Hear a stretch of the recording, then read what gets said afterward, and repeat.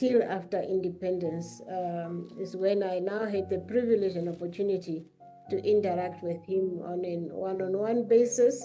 Firstly, when I was Director of Mines in the Ministry of Mines and Energy, and then subsequently as the Managing Director of NAMDEP. And that's what I really wanted to reflect on. I think first, starting off, like you said, it can't be brief to reflect on the first encounter. What did you make of his leadership during that time? I think particularly before independence, you just finished now graduating, and you are ready to get into this big fight for the liberation of your nation. What did you make of his character and his leadership skills or style during the struggle? He was fiercely motivational. He was focused. He was courageous.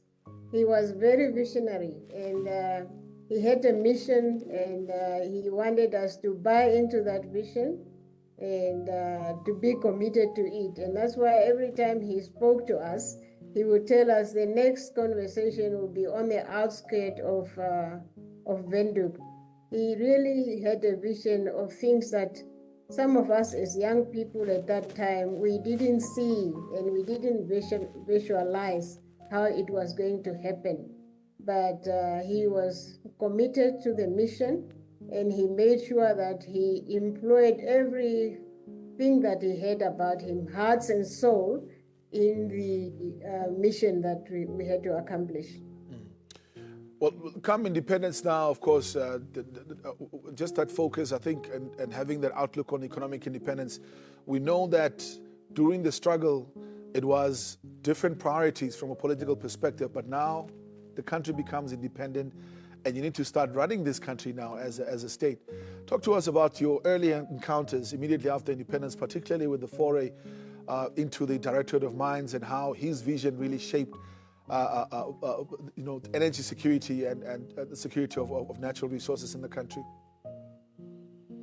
Yeah, no, thank you. I think the best person qualified to speak to that is Dr. Hangala, because he was then the permanent secretary of the Ministry of Mines.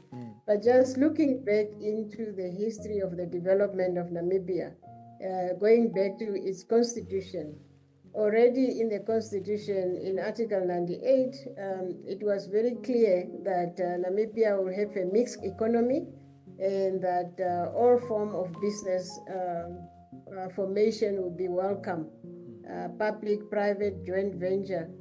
And then soon after, in 1992, he came up with the Minerals Mining and Prospecting Act, which sets out the condition on which the licensing of minerals will take place in Namibia.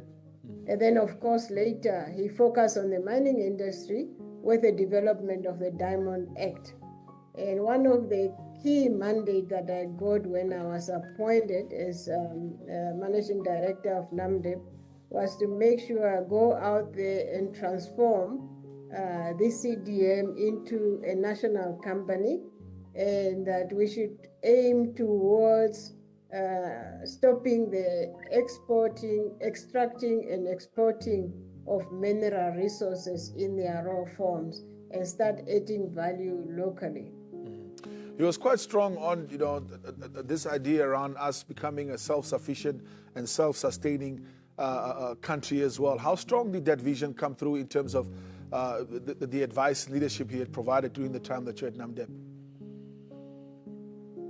Well, that was all about sustainability and contribution to the economic development. One of the key realization earlier on in his leadership was that mining and all the businesses will contribute towards the national development agenda. And how that will happen is when we mine responsibly and sustainably and make contribution, not only in terms of contribution to the fiscus, but it's also to the welfare and the well-being of our people and the community around our operations.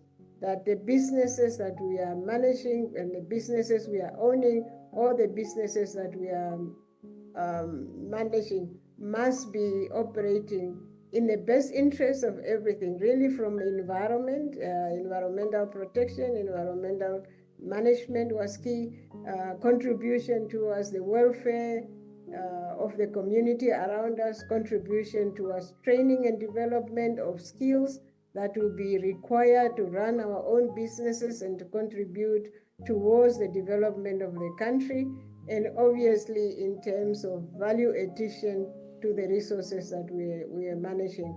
So broadly speaking, that was the mission and that was the agenda that we were driving for. And we understood that in the big picture, we had a role to play as a business towards the economic development of the country.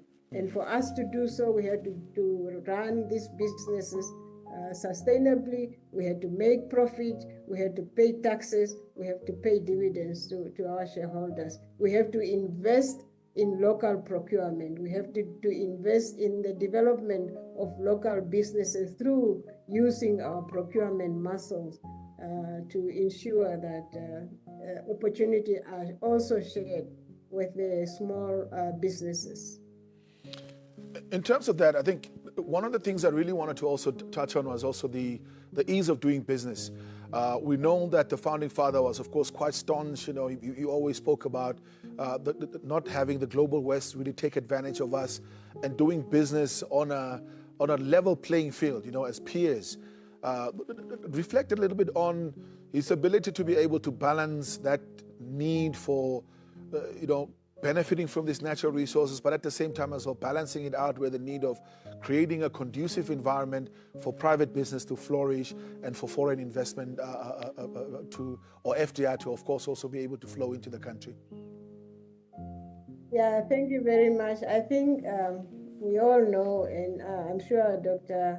Hangala will agree with me as well as BC Wira, that President Nujoma was both a patriot and he was really committed to making sure that he was doing what was in the best interest of Namibia.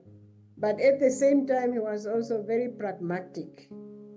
And so he was aware of the connection between a thriving business community and the economic benefits that such a thriving business will have on the country. I remember in 2002, he came to open one of Namdeb's mine in Dabras. And as part of his statement, he said, and I want to quote on that one, he said that the continued investment by Namdeb and other businesses in major projects like this one is testimony to the conducive investment framework my government has put in place and continue to uphold since independence, end of quote. So he fully understood, he fundamentally understood the connection between a conducive business environment for business and how that will ultimately benefit the country. And he believed that one of the critical success factors that was required to achieve our national objective was through value addition to our mineral resources. And therefore, he encouraged very strongly the adding value to our mineral resources. Well, in conclusion, I think we can really have this conversation for the longest time, but what is the one thing that private businesses can do to continue this legacy and to build on that as well? Just in conclusion, very briefly from your end.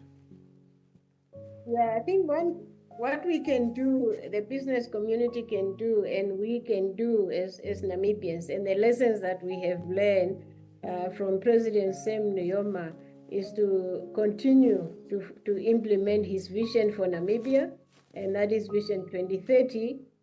We know it's not far out, but we should strive the very best we can at this time to make sure that we will achieve that vision or we will come closer to it.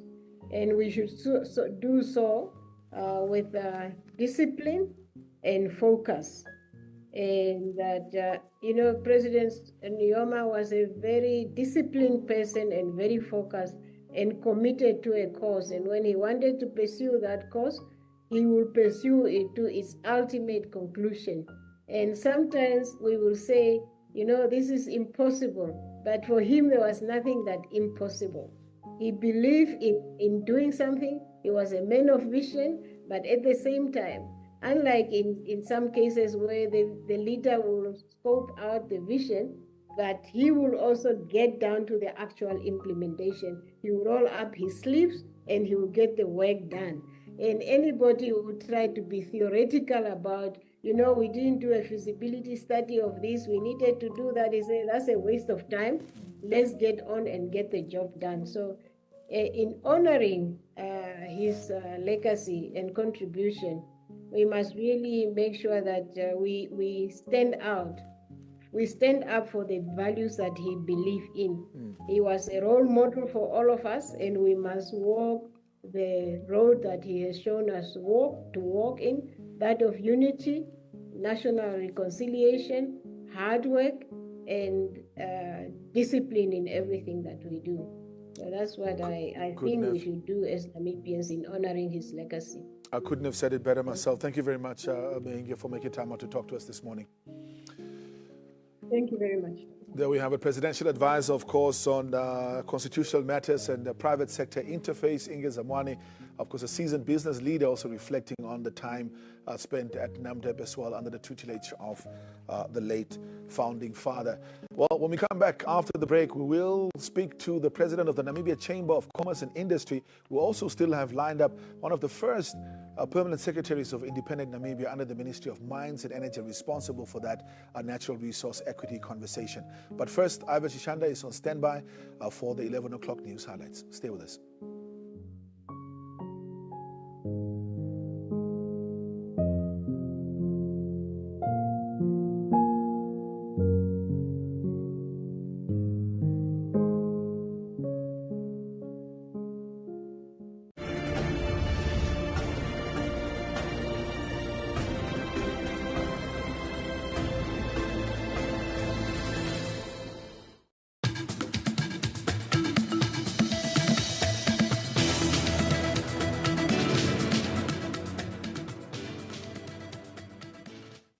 Good morning and welcome to our 11 o'clock highlights here on NBC One.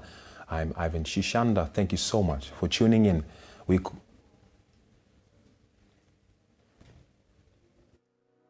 pay tribute.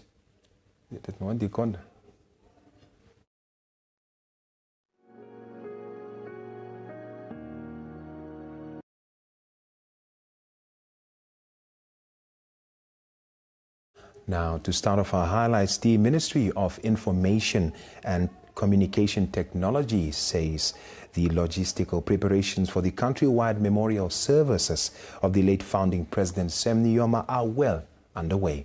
Now, during an update, Minister Emma Theophilus stated that the government will not provide transport for those wanting to attend the regional memorial service taking place in the selected regions. The body will lie in the state at all the memorial services before it proceeds to its next destination. The countrywide memorial services are expected to start on Thursday this week at Tunda village in Omusati region. Spirit of the founding father of the Namibian nation, I call on all Namibians with the ability to do so to volunteer and help transport those who might not have the ability to go to these memorial services. Secondly, the education directorates in the various locations where these memorial services will be taking place will communicate matters related to the participation and involvement of school-going children in those areas. We trust that as you make your way to these memorial services, which will attract a large number of attendees, the government of the Republic of Namibia pleads with all of us to mourn our departed founding president in a dignified manner and honor his unwavering legacy to our beloved motherland. The late founding president, Dr. Sam Nujoma, in his advocacy for education, not only talked the talk, but also walked the walk. These were the remarks shared by the UNAM alumni at the memorial service at the main campus in academia. Now, the late Nujoma was the founding chancellor of the University of Namibia, UNAM, and is lauded for playing a crucial role in its development into a hub of academic excellence. He not only inaugurated the institution on 1st September 1994, but also demonstrated his commitment to education by enrolling as a student there. Now, UNAM alumnus and politician, Pendukeni Ivulaitana, lauded late Nujoma for leading by example when he earned his Master of Science degree in Geology from UNAM in 2009 after 4 years of rigorous study and research. Ivulaitana recalled him as a father figure who deeply believed in education. She emphasized his call for Namibians to pursue higher learning, recognizing that the country needed educated citizens to move forward.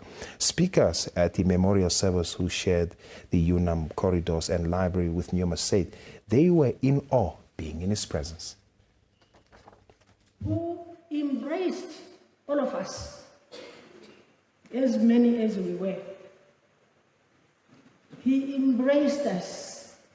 He told us the history of SWAPO and where we were and the task ahead of us, what we should do. And all of us bought into his philosophy.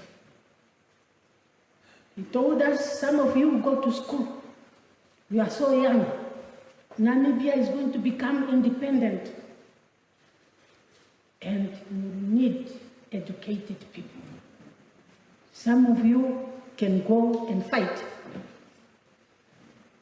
And all of us got so excited. So excited. We must be trained to bring about independence tomorrow. When we talk about Nujoma, in my view, it's not just to talk about Nujoma, the head of state. It's talk about Nujoma, the founder of the liberation struggle, among others, and been alongside others. The person who knew the difficulties and who was afraid of nothing. Nujoma was afraid of nothing. This is historic. The other day I listened to one of his soldiers on Radio Sherero. Kawadi, Vetungwa Kawadi. Vetungwa Kawadi's position was, had it not been for Nujoma, our struggle would not have been complete by now. He was speaking on radio. I'm sure people like Makuma listen to him. His position was, Andakudukana Yomandaku Katiakutuk. Had it not been for Nujoma, we would still be waiting, singing We Shall Overcome. The 5th annual OTT Streaming Platforms and Content Management Summit, currently underway in Cape Town, South Africa, has paid tribute to the late founding president, Dr. Sam Nujoma. Nujoma died on the 8th of February, aged 95. Now, at the start of the meeting, the Director General of the Namibian Broadcasting Corporation, who is also the President of the South African Broadcasting Association, SABA, took a moment to honor the late Nujoma. Stanley Similo highlighted that Dr. Nujoma's significant contributions to liberation movements across Southern Africa, emphasizing his unwavering support for South Africa's fight against apartheid. The Chief Operating Officer of the South African Broadcasting Corporation, SABC, Lungile Binze, echoed similar sentiments and expressed appreciation for the enduring relationship between Namibia and South Africa, as well as the strategic partnership between the SABC and the NBC. Binza said the SABC will broadcast the proceedings of Dr. Nujoma's memorial and burial services, ensuring that audiences in South Africa and beyond can pay their respect to the late leader. The OTT Streaming Summit services as a platform for industry leaders to discuss innovations and challenges in the African streaming landscape. This event ends on Wednesday. Its founding president, the late Sam Nujoma, on the 8th of February, was one of the Pan-Africanists that charted the way for us to be where we are.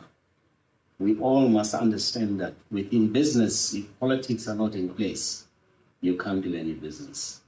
So I think it's just proper that from a SADC, from an African global perspective, if we can just stand for a minute of silence. Thank you. The liberation movements at the time, especially in Southern Africa, were always, working together, trying to better the lives of, their people.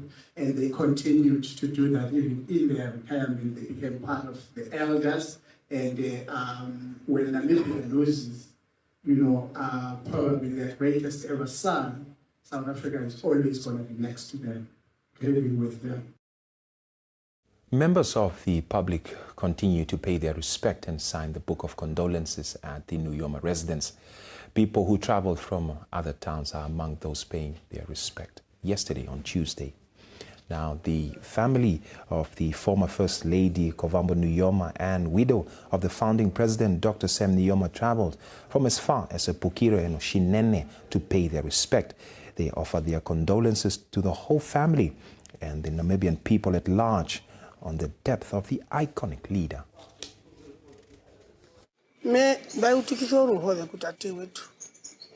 We came to mourn our father who raised us with love. He was always welcoming when we used to visit.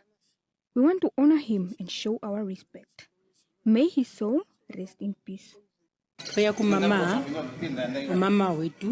came to our mother. We came from Epukiro but currently in Windhoek. We decided to come these last days and pay our respect. Our father, go well, rest well. For what you did for us, let God guide you. We cannot honor him enough, as he is supposed to be honored. He is greater. Our praises may not be enough. He fought for us, for the country, for us to become independent.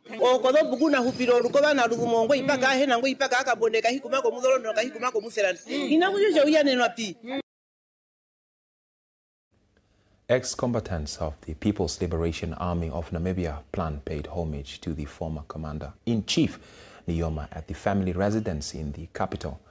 The ex-combatants filled the atmosphere with music about the liberation struggle, where Dr. Sam Nujoma was in the forefront during their fight for independence. Former planned combatant Sinzi Nipandwa shared his sorrow with the NBC News on behalf of the former planned members. The instructor for the Delimani Cultural Group also shared his experiences with the founding president.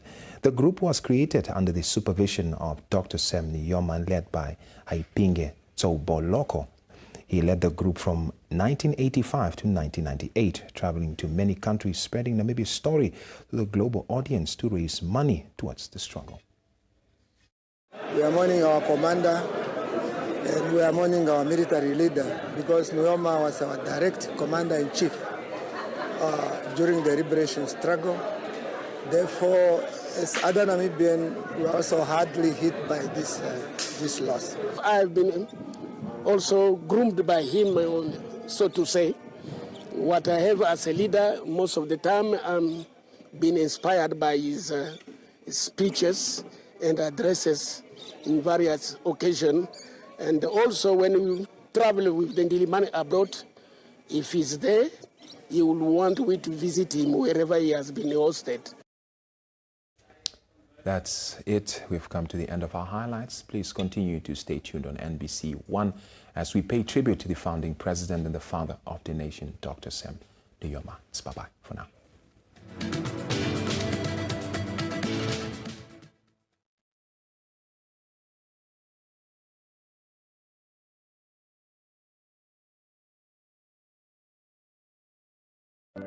The Namibian Broadcasting Corporation, NBC, digital, television,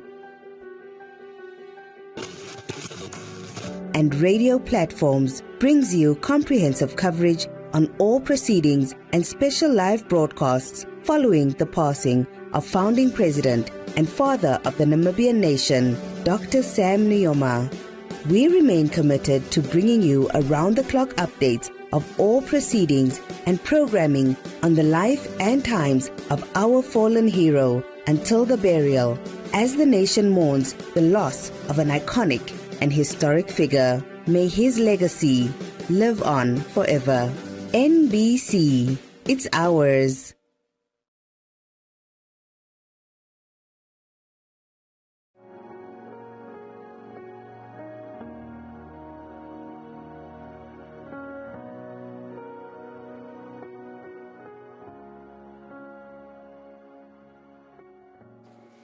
Welcome back as we continue, of course, with this special broadcast that will lead us into the burial of the founding father. The announcement of his passing coming on Constitutional Day, a poignant day on the calendar of the country on the 9th of February by President Nangolo. Of course, news has taken aback all of Namibia as well as the rest of the continent as they're celebrating the life and times of the last living founding fathers on the continent. For today, we're focusing, of course, on his economic policies and reflecting a lot more on the relationship that his administration had with private business. Of course, at the advent of independence, we know that there were big priorities for the country. How do we make sure that we secure economic participation for the previously disadvantaged? At the same time, while making sure that we create a conducive environment for private sector investment and for foreign direct investment into the country as well. Now, for this tough balancing act, it would take quite some time for the president for us to get to where we are right now. Of course, policies that started off during his administration, followed by that of President Pohamba and then President Geingob just recently, of course, with President Nangolo in the hot seat. We're now joined by the Chief Executive Officer at the Namibian Airports Company, but in his capacity this time around as the President of the Namibia Chamber of Commerce and Industry, who is, of course, the leading figure in terms of Namibia's business sector representation, particularly private businesses, including small and medium enterprises. Mr. Bising Urab, to reflect on Nujoma's vision and influence on business and, of course, also some of his historical postings that he had held. Mr. Urab, thank you so much for making time out to join us this morning. Thank you, Ricardo, for having me here, and good morning to the listeners. Well, before we get into the policy discussion, I just wanted to find out from you, where were you and how did you receive the news on the passing of the founding father? What were some of your initial reactions? Thank you, Ricardo.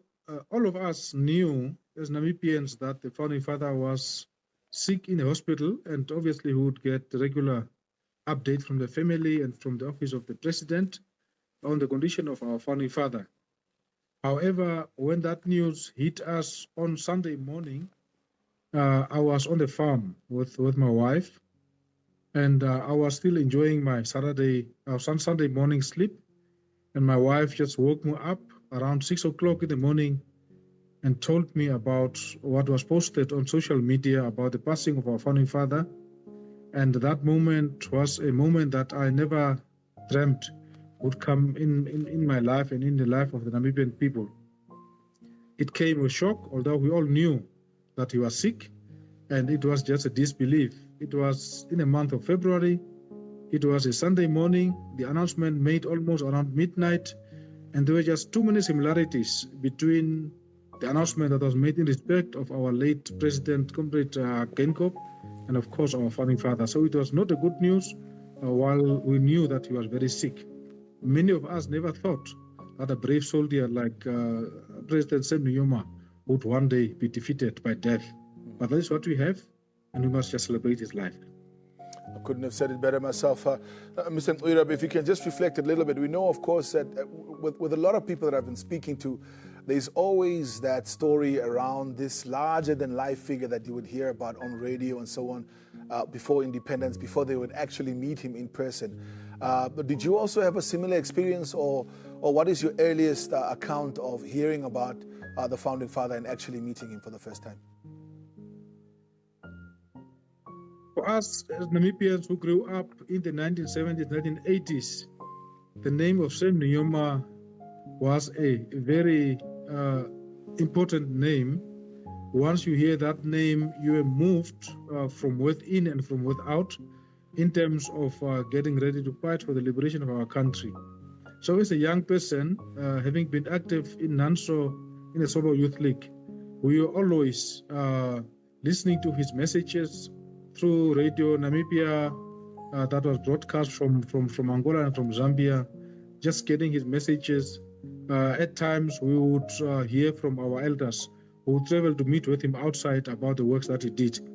But my very first encounter with the founding father physically is in 1989 when they came back. For the first time, I was in the same venue where he was when he was addressing these rallies, and it was really electrifying to be in the same company like with him. But the real time that we met on a face-to-face basis was when I joined the Namibia Ports Authority, Namport, in 2009, when he came to visit the port. And just to sit next to him, I was sitting right next to him because I was hosting him for that event. It was just unbelievable. I couldn't believe that in my lifetime, I would have an opportunity to sit next to a giant that was larger than life, that really inspired all Namibians towards the liberation of our country.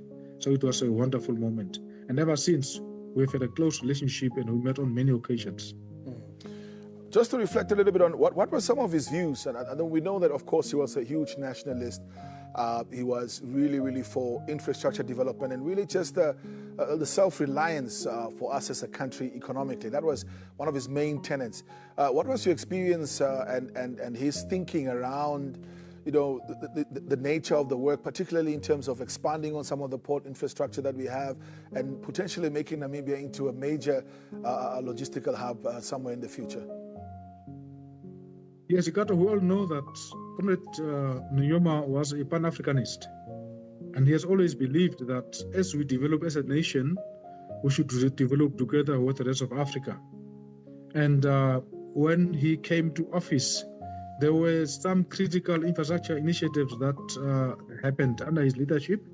Just mentioned but a few, the bridge that was built at Katiba Mulilo, combining, joining Namibia with Zambia, was a very major initiative that was made by President Nujoma during his time. And ever since that bridge was built, we have seen significant improvement in the movement of people and goods between Zambia and Namibia in a very safe manner. We also know that during his time, we have introduced what was called MOATEC 2000 project, which was Ministry of Works and Transport and Communication 2000 project that was done with the help of the Swedish government. During this project, we looked at all the transport modes, amongst others.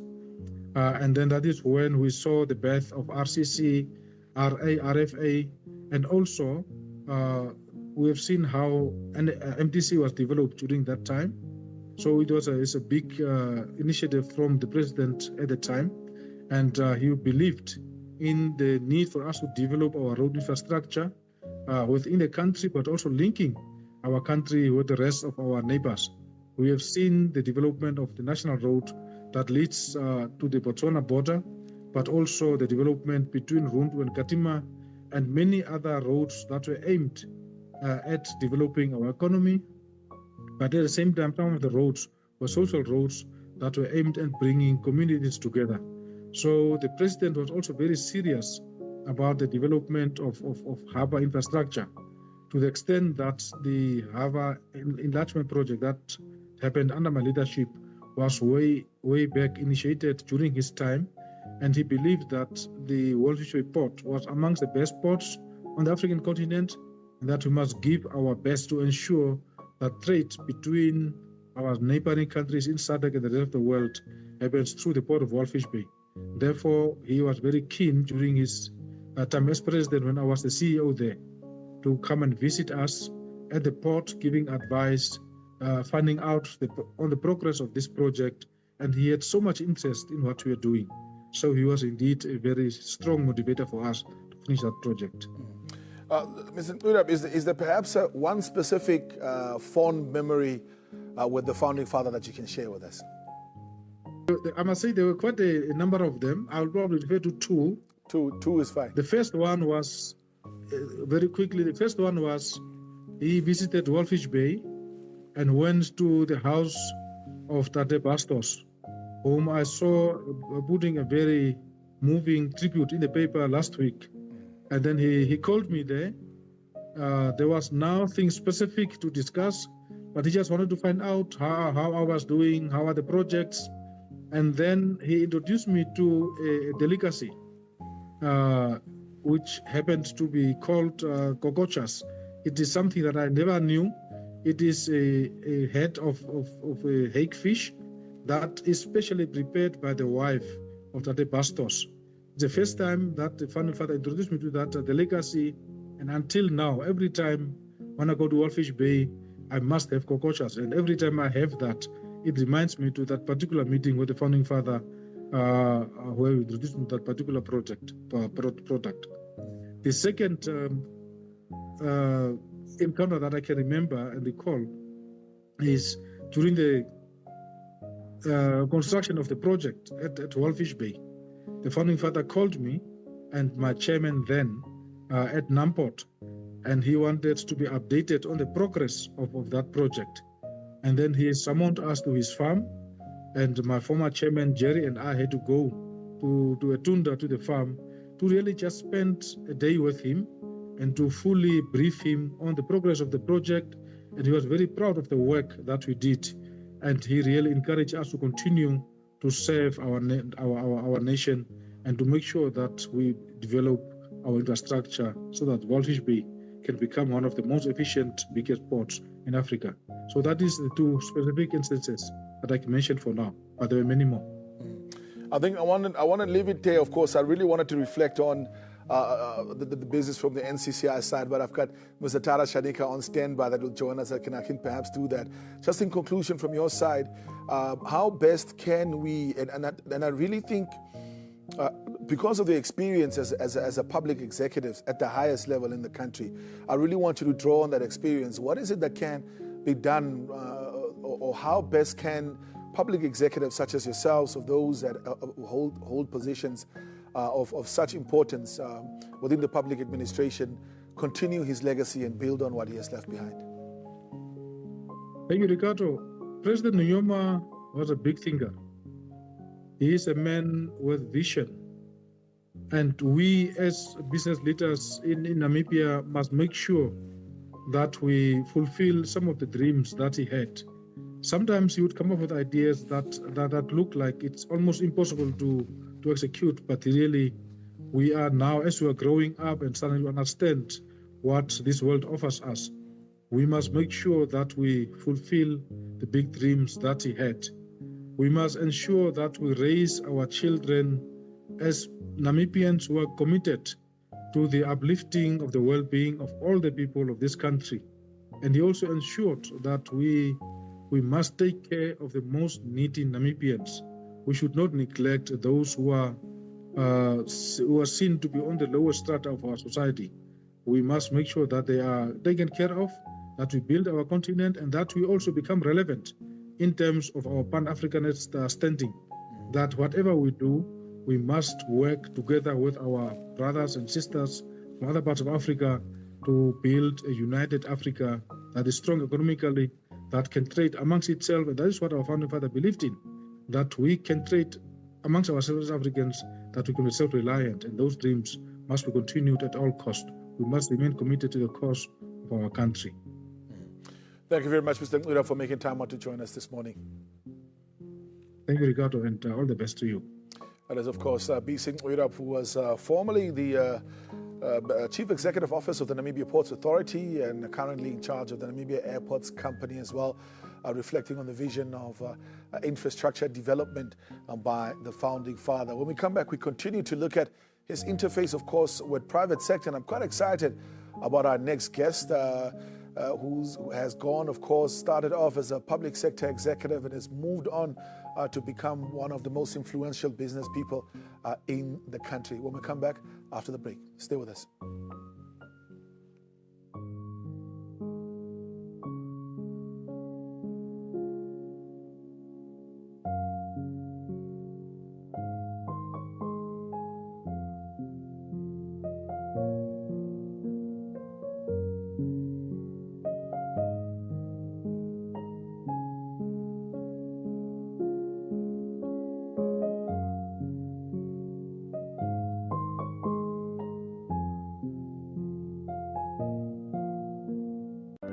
The Namibian Broadcasting Corporation, NBC, digital, television, and radio platforms brings you comprehensive coverage on all proceedings and special live broadcasts following the passing of founding president and father of the Namibian nation, Dr. Sam Nujoma. We remain committed to bringing you around-the-clock updates of all proceedings and programming on the life and times of our fallen hero until the burial, as the nation mourns the loss of an iconic and historic figure. May his legacy live on forever. NBC, it's ours.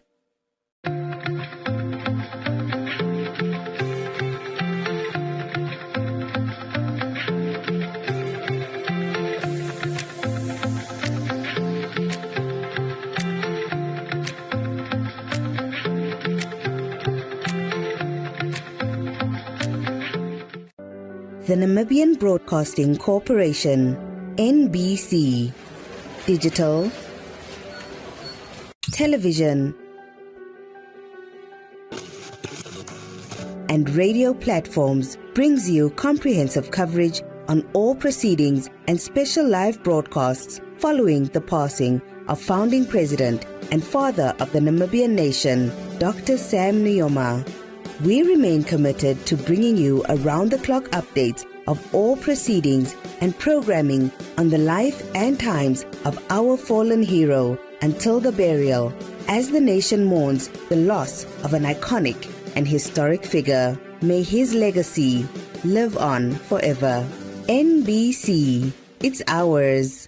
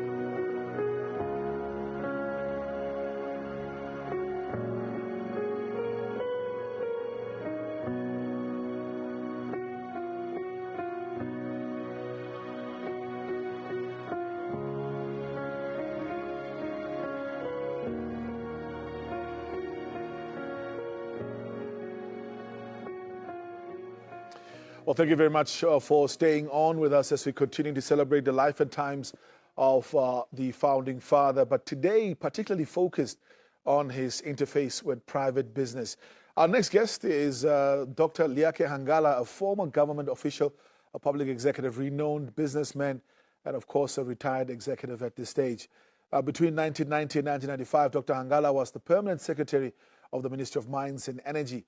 And from this energy background, he was appointed as the managing director of Nampower in 1995, taking, of course, a big feat the following year, which on the 1st of July 1996, Nampower, formerly known as SWAPO, which stood for Southwest Africa Water and Electricity Corporation, was officially launched by Dr. Sam Nujoma under its new name and logo, under the tutelage, of course, of Dr. Hangala. As we unpack Dr. Nujoma's economic contribution, we are now joined by Dr. Liake Hangala online. Very good morning to you, and thank you so much for making time out to join me today. Good morning, Ricardo. Well, first and foremost, what was your initial reaction to the news of the passing of the founding president? I have heard it early in the morning on Saturday, on Sunday, very early. A relative called us. We were shocked but not surprised, because we all know that he was not well. But one cannot get used to death notice, and particularly that of Sam Nujoma. Take us back to pre-independent times. I understand you went into exile at a very, very young age, after completing high school at Oshirambo.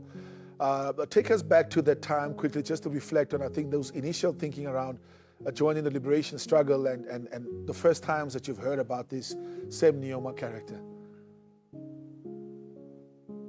Thank you very much. I would say I'm one of the young Namibians who had the privilege to be associated closely with Sam Nujoma, like many others as well. I met him in Lusaka in 1974 when we all went there. We were many. Keep it open here. But I've been working at SWAPO Radio, Namibian Broadcast Corporation, in Lusaka, and then as a teacher with Comrade Nahas Angola. I've been meeting him here and there. But in 1976, 26 of SWAPO youngsters were sent to study in Finland. And I was the leader of that group from the beginning up to the end. I think already in 1977, Comrade Nujoma visited Finland, and I had the privilege to be with him. You know, Nujoma is not a good leader by chance. Nujoma is a good person. He has manners. Okunomi kalo. When you are with him, you start valuing him. Nujoma has manners. Nujoma has respect. Nujoma has empathy. Nujoma can relate to young, old people. So in Finland, when he came the first time, I was with him with some of my colleagues. The next day, I accompanied him to see the president of Finland, Urho Kekkonen. When he met Kekkonen, it's a different Nujoma, behaving like a president himself, talking the language of statements already, very clear what he wants. So subsequently, I also been attending meetings in the Nordic countries. There were meetings that SWAPO organized in Europe, in Brussels and Paris, where Nujoma led the SWAPO delegation, and I had the privilege to be associated with him. Then when I came back from Finland, I was appointed to be part of the committee that's preparing for elections for Namibia, already in Luanda, basically with late comrade Hagegen, comrade Dipo, and many others. And Nujoma has been interacting with us a lot. On the 1st of April, 1989, Nujoma led a delegation to Harare to meet leaders that were coming from Namibia, Nico Bessenger, some pastors, John Garello, and many others. Just as we arrived in Harare, the news came that our combatants inside Namibia were attacked. And I saw Nujoma at his best, at a very critical moment, defending the cause of Namibia and the cause of the Namibian fighters that were in Namibia by then, and engaging the South Africans resist occupation army. And then mobilizing also the world at the same time to support our cause. Naturally, at the independence, I was the Permanent Secretary of Mines and Energy. I was also appointed to lead the team that is negotiating with the BIAS to change CDM to NAMDEB. And then when I went to NAMPower, there were a number of projects, EPUPA, and many others that were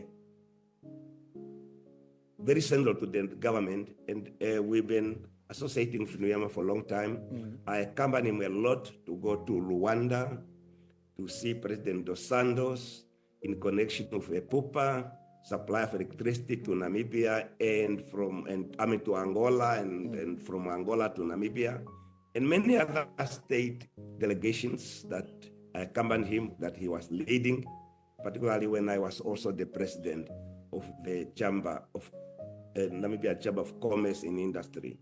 So I would say I had the privilege to be associated with him for quite a while. I was also honored to host him at our house at Dunja for lunch when he came to inaugurate a school near us. So I would say that, yes, Dr. Angala, I wanted to just take you back quickly to...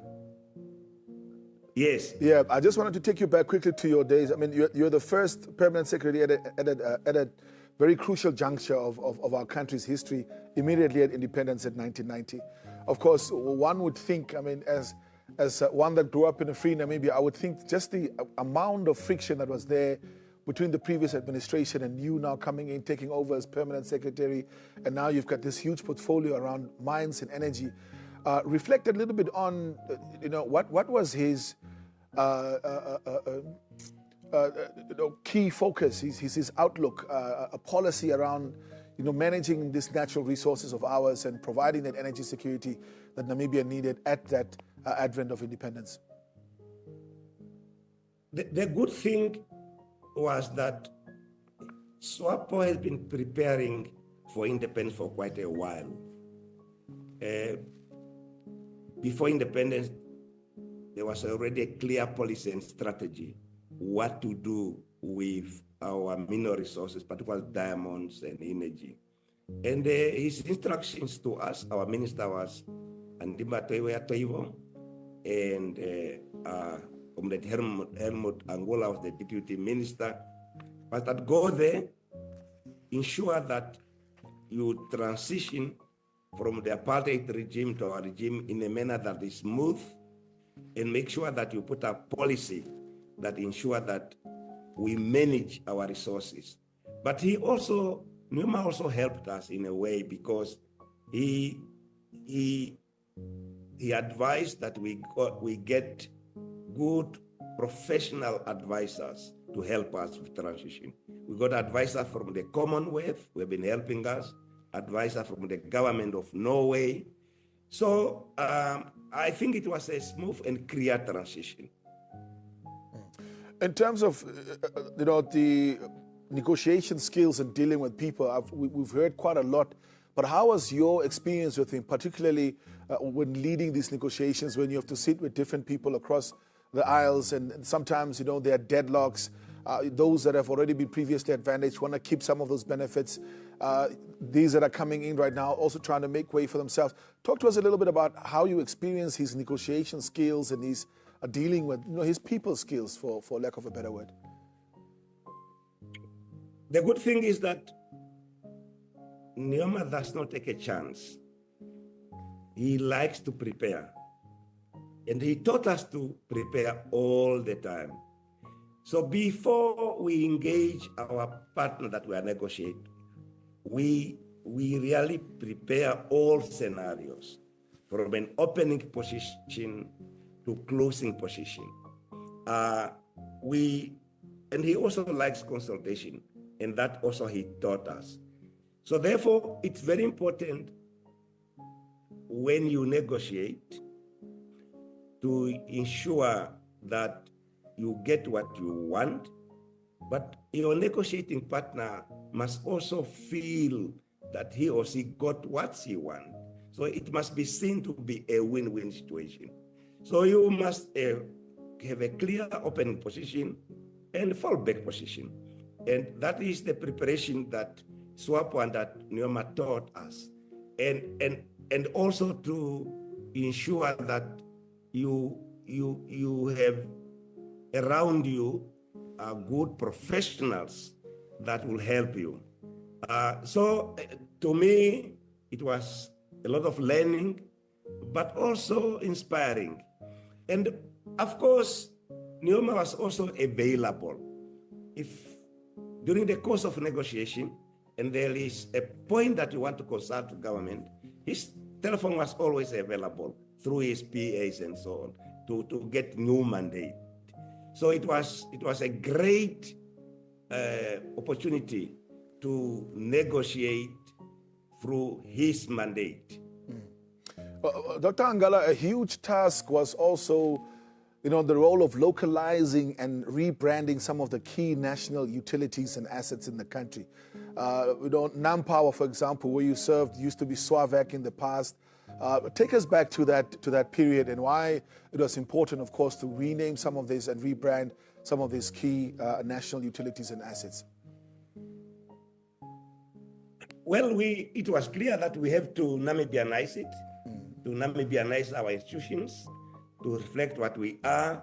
So the first thing is to create an objective and a vision why we must change, particularly with the colleagues that I found at Nampower, who were mostly whites and mostly male. So I told them, this is not sustainable, but I want you to join me to change the SWAVAC to Nampower, not only in terms of name, but also in terms of its outlook and how we operate. We have 90% of, about 60% of our population are women. I told them that we must bring women in. 90% of the population in Namibia are blacks. So it's not sustainable to have only leadership that is white. So the first thing is to make sure that they rally behind what you want to achieve, which I did. So therefore we did it together with those we found there and with the help for those that we came there. And then also try to use their talent. And it is a good thing when you see the power of the collective force, the power of the collective talent, and the power when you tell the people that this is good for all of us, they really want to achieve what we all believe in. So it was an exciting moment for me personally as well, when we changed SWAVAC to Nampower, also when we changed CDM to NAMDEB. And all this, also when we changed to NAMCOR, the Namibian Oil Company. All of them has been a momentous opportunity for all of us. But to me, what I appreciate, it was collectively done by our teams, both in government and in the companies. Doctor, one of the things I really wanted to reflect on was also, the late president's knack for, or should I say, an eye for talent in young people, and of course giving them those responsibilities. I mean, you yourself, you got a responsibility already during exile, quite a big one there. Coming up from being a teacher, going into study, and then joining the struggle. We've seen the likes of our current Prime Minister, for example, appointed at a very young age while she was in her 20s to head up the National Planning Commission, the late Abraham Yambo, and many others that I've heard about over the last couple of days. What can you say about his eye for talent in young people, and of course still giving them the opportunity to be able to prove themselves?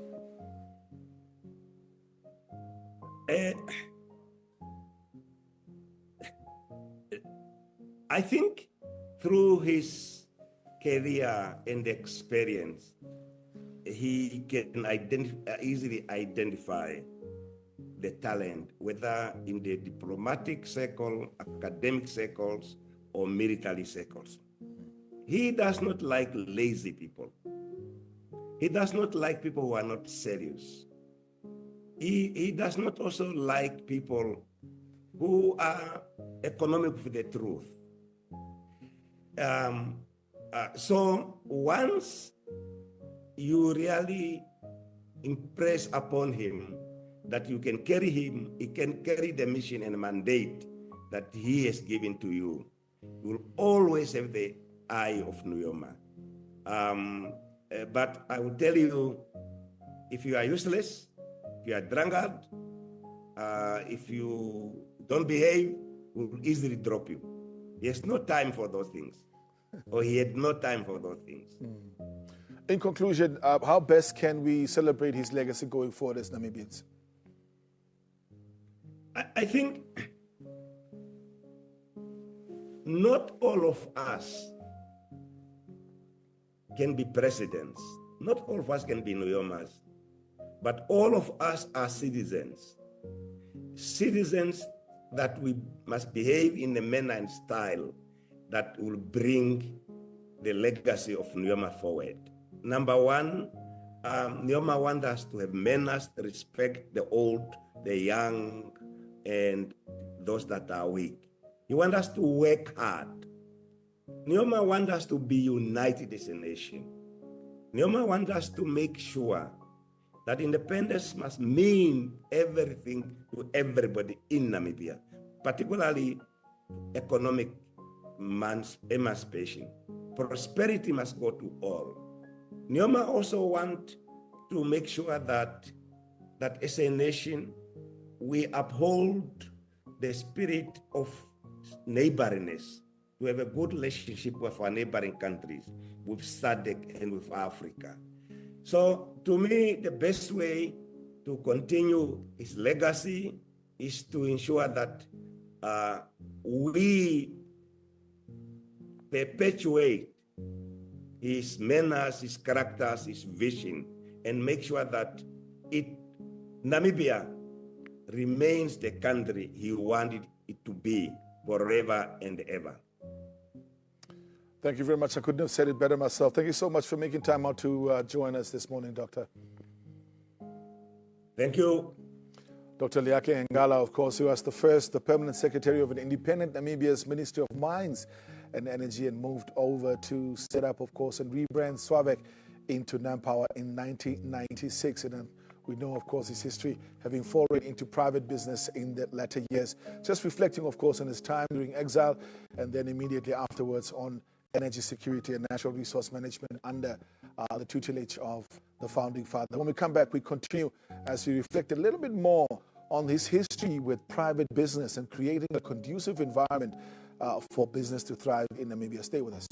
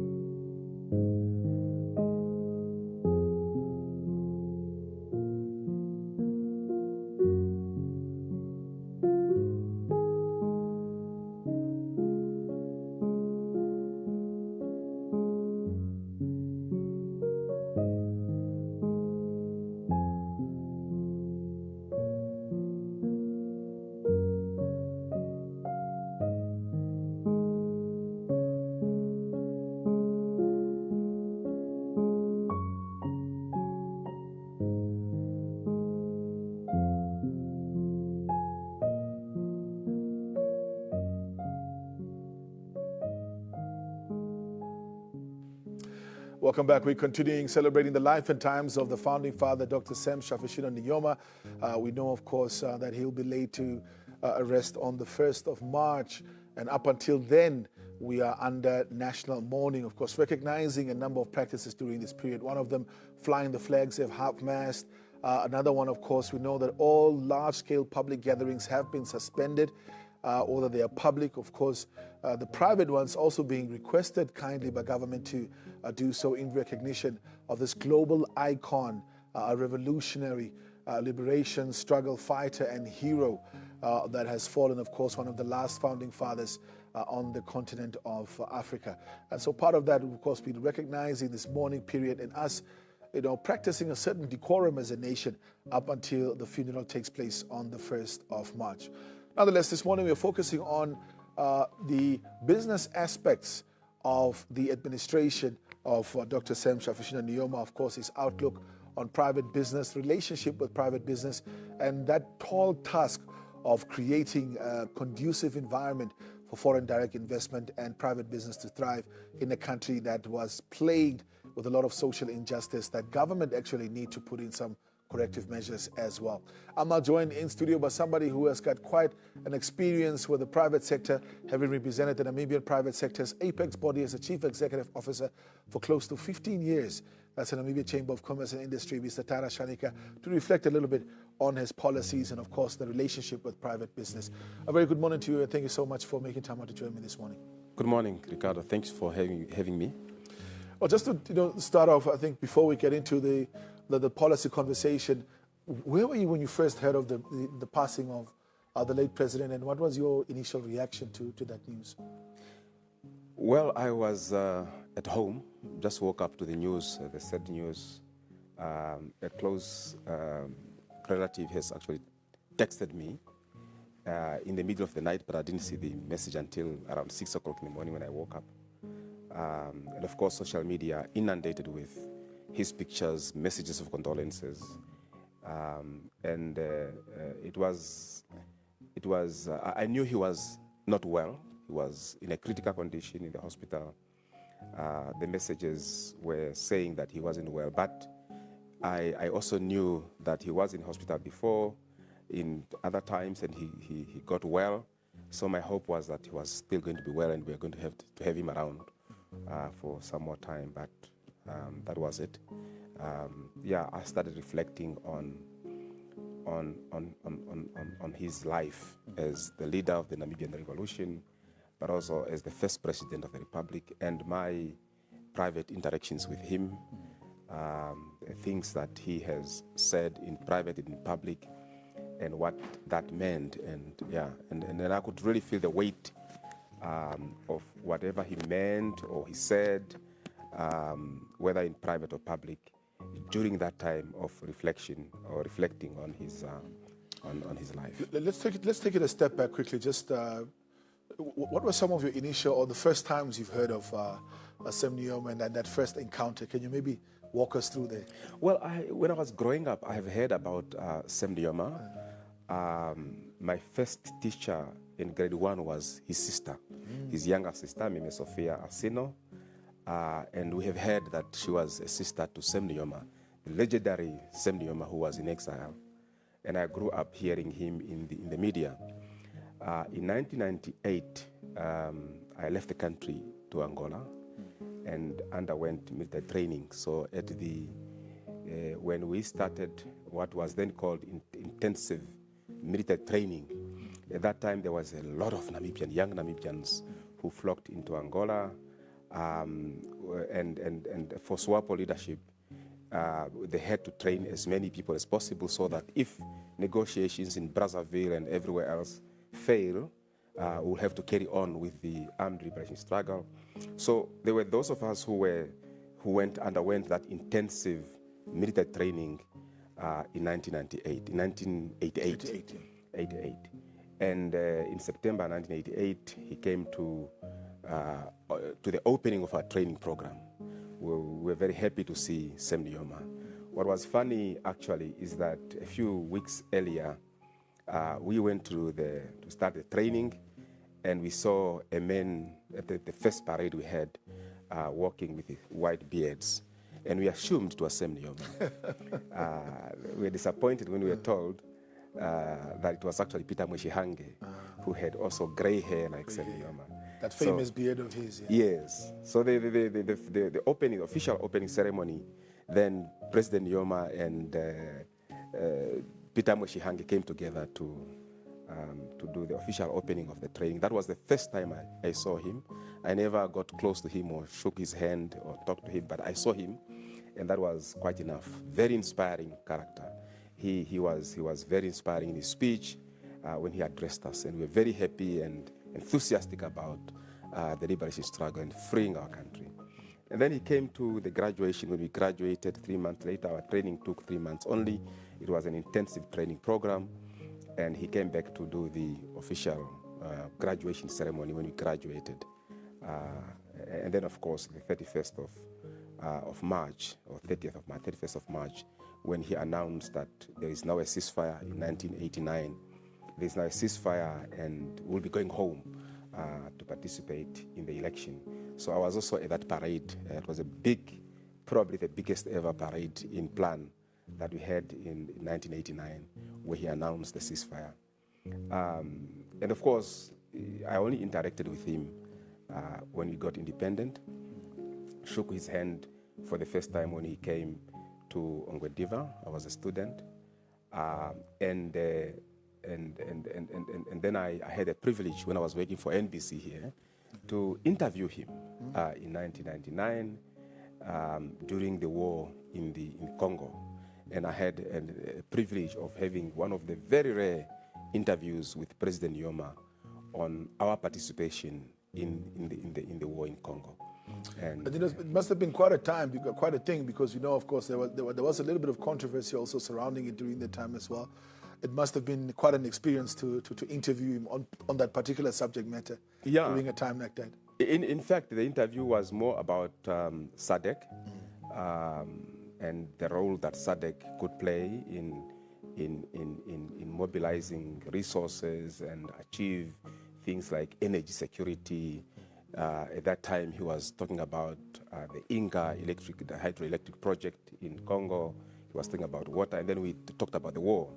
And he was accompanied by the Honorable Tuliameni Kalomo at that time. He was acting Minister of Foreign Affairs because Minister of Foreign Affairs, Theoben Gurirab, was the President of the UN General Assembly at that time. So I had a privilege of interviewing him. That was really the first time I got close to him and interacted with him, but in an interview session. An interview setting, yeah. He was very focused in whatever you ask him. He was very focused, very clear on his purpose, whether as a leader of SADC, but also as a leader of Namibia and leading Namibia, or leading one of the leaders defending the territorial integrity of the Democratic Republic of the Congo at that time. Well, if one looks at his vision for United Africa and just the foray into Pan-Africanism, talk to us a little bit about that and just that vision around making sure that we have not only SADC but a United Africa one day. Well, I think if there's something that you cannot take away from Sam Nujoma is that he was a Pan-Africanist. He believed in the unity of Africa. And that is very evident in when he instructed us to always sing the African anthem alongside our national anthem, and hoist the African Union flag alongside our flag. It was to instill in us that we are Namibians, but we are Africans, and there is a lot of benefits in African unity. And during his time, I spoke about the energy security that he sought. And not only for Namibia, it was more for SADC and for Africa. The Inca hydroelectric project that was really his initiative was initiated to achieve energy security on the continent. So his vision was to ensure that Africa develops together, that there is no fragmentation in our actions, in our policies, and he really meant it. And when you talk to him about Africa and Pan-Africanism, he really, you can see that he means what he says. When he says he wants a united Africa, he's envisioning Africa where we put aside our national interest and rather focus on the interests of Africa as a continent. Well, just turning our attention a little bit with the interface with private business, we know, of course, like you mentioned, he was a Pan-Africanist, was a nationalist, very focused on, of course, creating some sense of redress for the past injustices through the likes of affirmative action, etc. I believe quite a lot in black economic empowerment as well. So if one looks at, taking over from just being a revolutionary, now you're becoming president, you have to look at things through a different lens. You have to now deal with capitalists, of course, also on one end that you have been lamenting throughout your liberation struggle, and now create some sort of a room for them to also function within this mixed economy. Reflect a little bit on his, policy direction, and just thinking, particularly around, making Namibia a mixed economy and creating that environment also for the very capitalists that will be problematic before independence to now start playing within the independent space. I think some people might have been shocked or surprised that at independence, SWAPO, the liberation movement SWAPO, when we were writing our constitution and they were taking over government, they started talking about a mixed economy. They want they want the private sector to play a leading role in the economy, because some people thought SWAPO was a socialist movement. Yeah. And in fact thought that you'd be leaning more towards communism at independence. Exactly. So some people might have been surprised. But I think President Nujoma was a gifted leader. He was very pragmatic. He knew he would understand what works and what doesn't work. He has also been around for some time. I think the fact that Namibia going to be independence last in Africa gave us an opportunity to learn from others. And I think President Nujoma had learned from other African countries and looked at that. And when we became independent, we actually became, we introduced a market-led economy or private sector-led economy. And President Nujoma believed in the power that the private sector has in growing the economy and creating jobs. He needed Namibians to have quality of life. And you can only do that if people have income, if people are employed. And he understood very well that the government cannot provide employment to everybody. The employment, most of the employment have got to be employed by or to be created by the private sector. And therefore, he really focused on developing the private sector, ensuring that whatever was in a way of growing this private sector is addressed.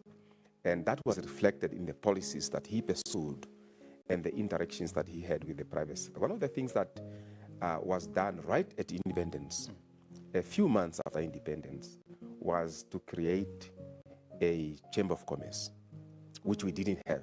We had organizations that called themselves chambers of commerce before independence, which were racially and tribal organizations. But he wanted to have a national chamber of commerce and industry through which the private sector can engage the government so that they can give their inputs into policies.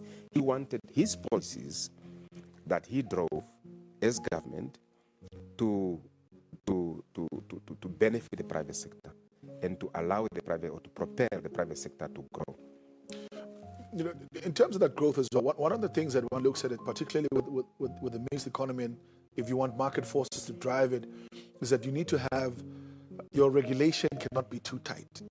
On one end, you're looking at the history, particularly, and it's interesting that you've mentioned the labor as well, because that sets off another light bulb. And I want us to touch on that a little bit later on. But in terms of just making sure of creating that conducive environment for deregulation, which is favored more within market economics, Talk to us around that balance of him achieving that, and giving that enough room for foreign direct investment. I mean, which was quite some of the highest that we received immediately after independence.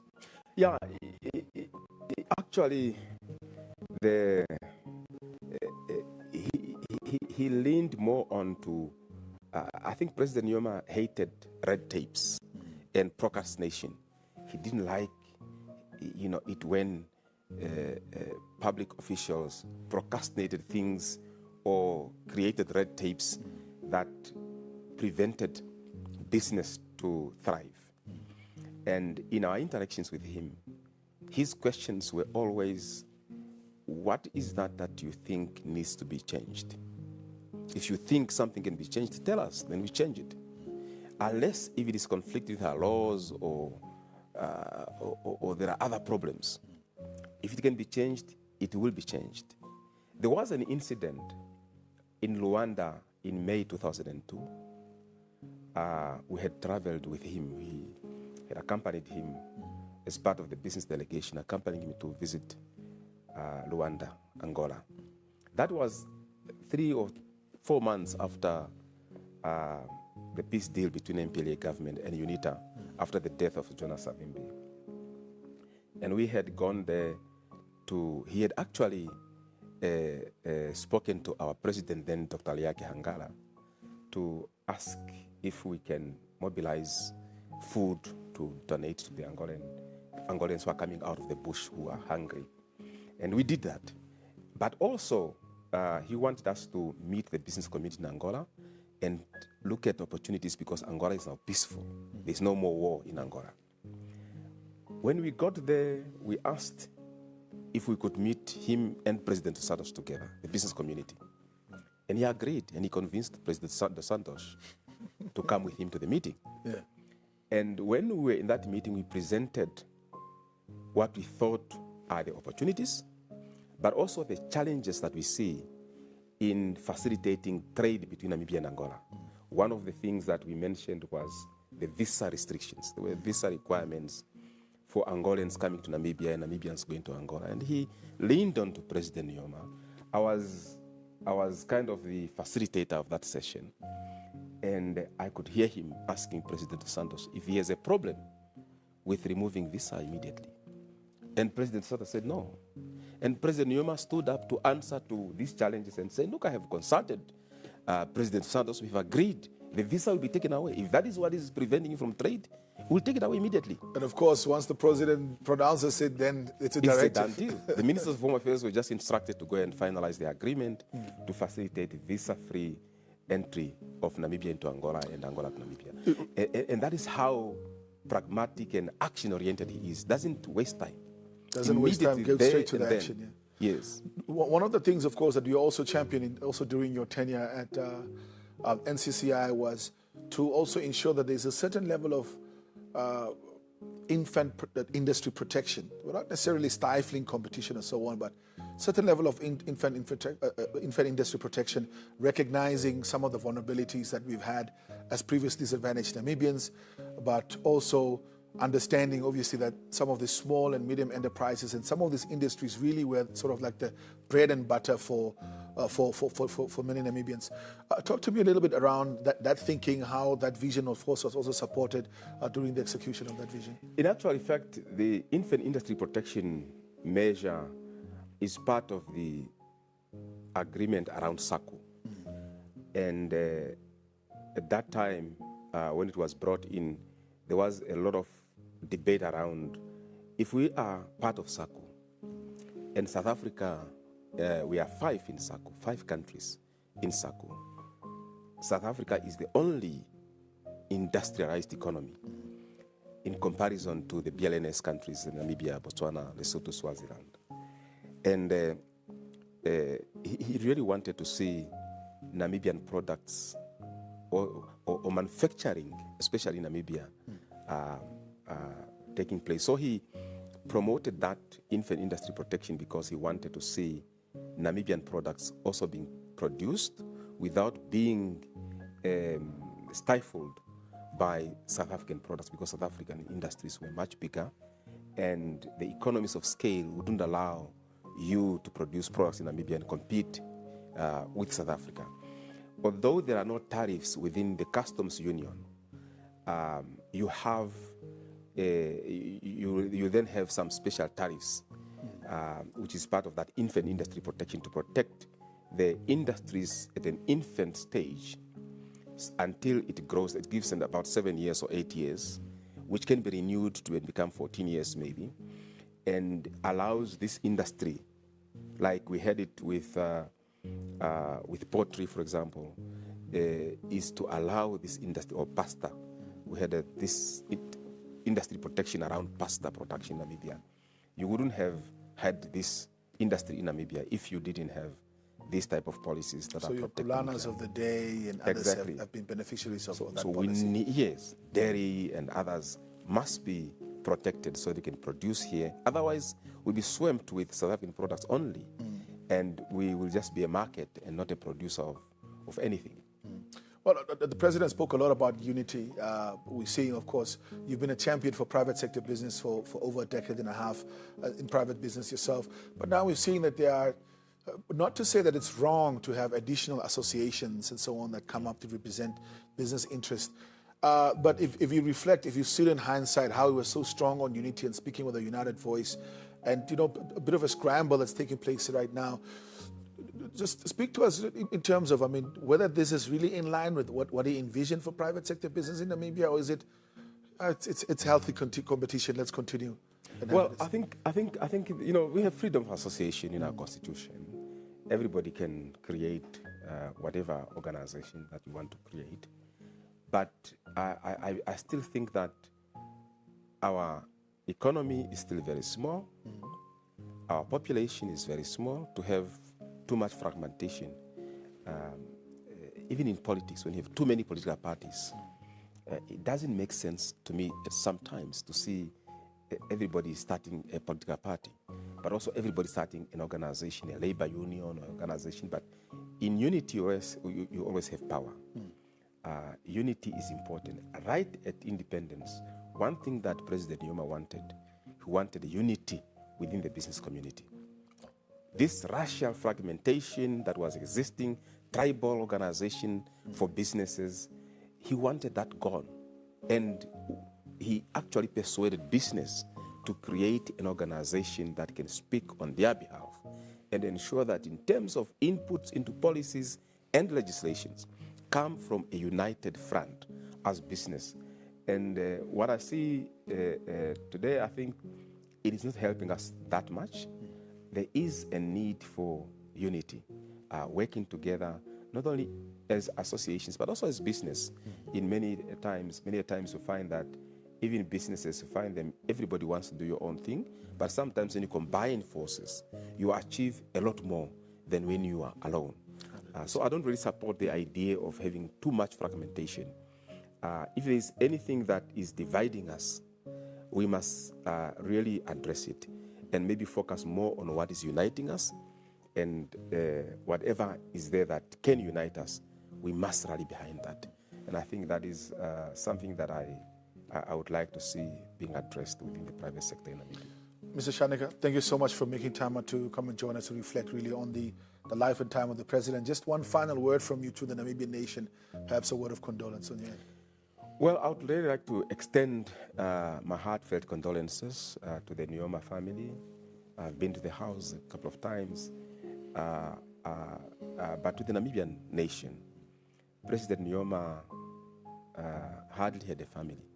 Everybody in Namibia is like a family member of President Nujoma. So my condolences really go to all the Namibians. And perhaps we need to maintain his legacy, a very good legacy. We need to have a culture of hard work. He wanted us to work hard, and especially achieving food sustainability. You know, we need to achieve food security in the country. Let us work, especially now that it's raining. Let's work on the land, ensure that we achieve. All right. Well, thank you very much, Mr. Shaneka, for making time out to be with us. Most welcome. There we go. That's, of course, Tara Shanika, who has been at the helm of the Namibia Chamber of Commerce and Industry, of course, speaking on behalf of private sector business. That's for over 15 years, between 2002 and 2017, just reflecting on the relationship with business. When we come back, we continue with more. Stay with us.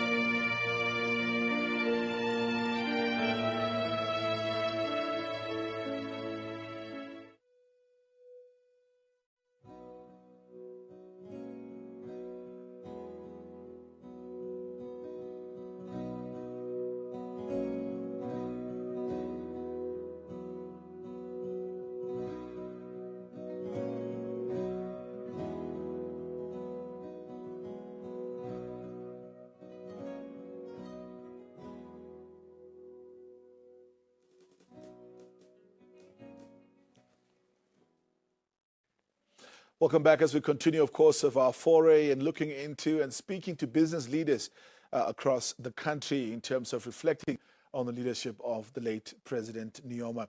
We're now joined on the line by Martha Namujebo-Tilahun, co-founder and chairperson at the United Africa Group and former NCCI president, to discuss Nujoma's impact on Namibia's business environment. Very good morning to you, Mrs. Tilahun, and thank you so much for making time out to join us this morning. Good morning, Nick. It's a pleasure talking to you. Just to start off, of course, where were you and how did you receive the news of the passing of the president? I was outside of the country, and it was a heavy hurt to receive that kind of message.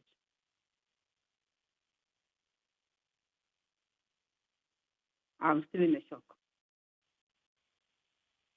Take us back to, we know, of course, many people have been saying that even before they met the late president for the first time, that they've always just heard about him.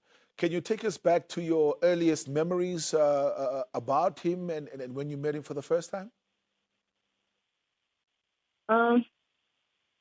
That's cool to me. He was just like to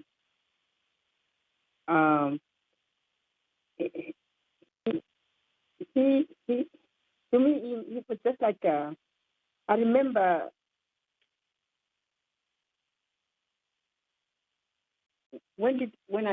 after my father, well, we've been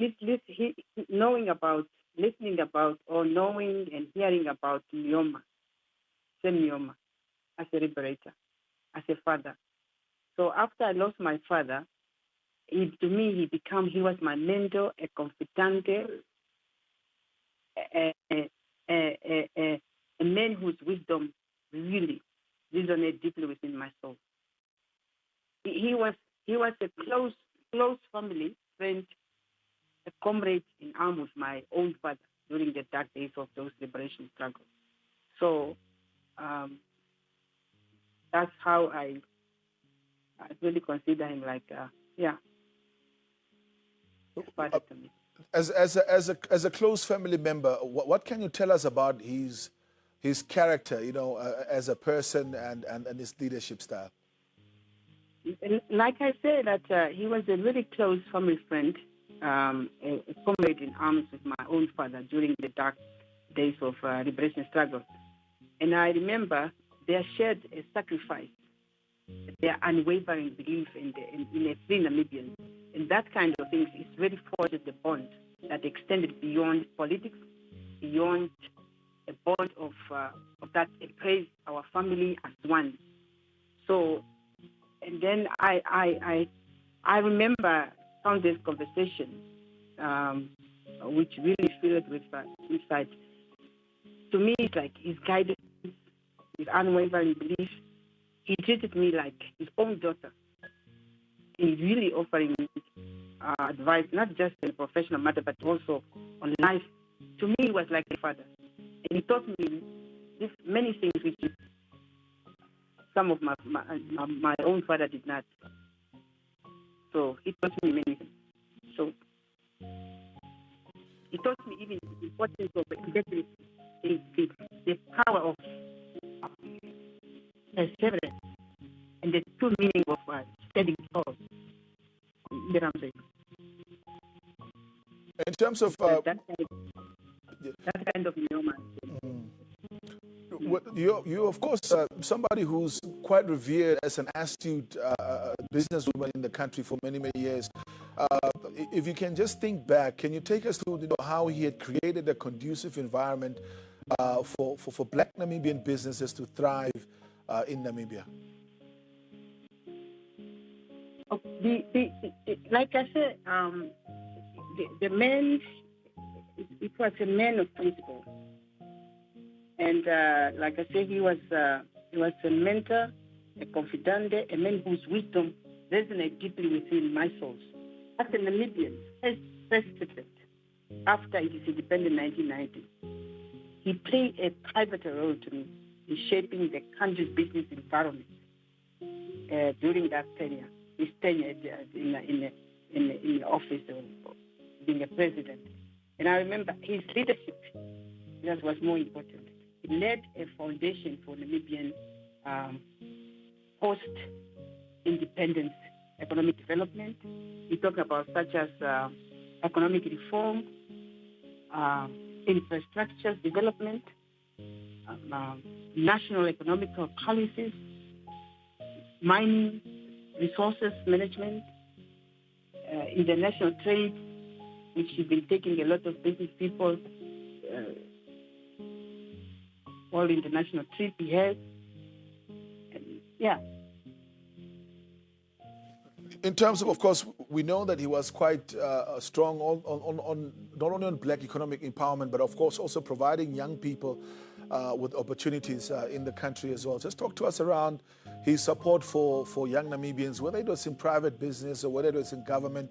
We know the likes of our current Prime Minister, those came under his hands, the late Abraham Iyambo and others that are really chosen at a young age and were given the space to develop and grow in the country. Can you reflect a little bit on his support for young people?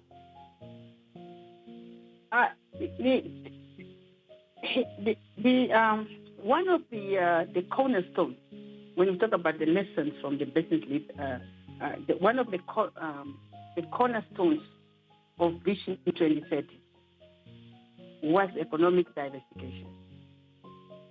And Nujoma really recognized the risk and also depending too heavily on a few industries, such as you talk about the mining, emphasize the need of expanding to sectors like tourism, manufacturing, and agriculture. So the business leaders should think beyond the core industry and explore business diversification by expanding into the different sectors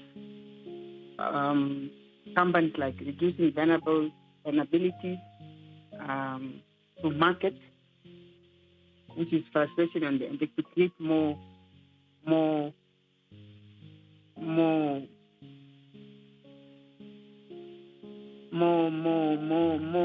robust and balanced economy. So how do we? The President Nujoma, like you said, his leadership is what focused. The government, I remember, it was focused on promoting economic empowerment and would have more benefited women, youth, providing a better foundation for especially business women. Now, you're talking about affirmative action policy. Nujoma's leadership really implemented the policy promoting gender equality, especially women in leadership in the government. And remember, President Nujoma also appointed women to the key government roles, signaling a shift towards the gender inclusive leadership when it comes up with 50-50 gender balance.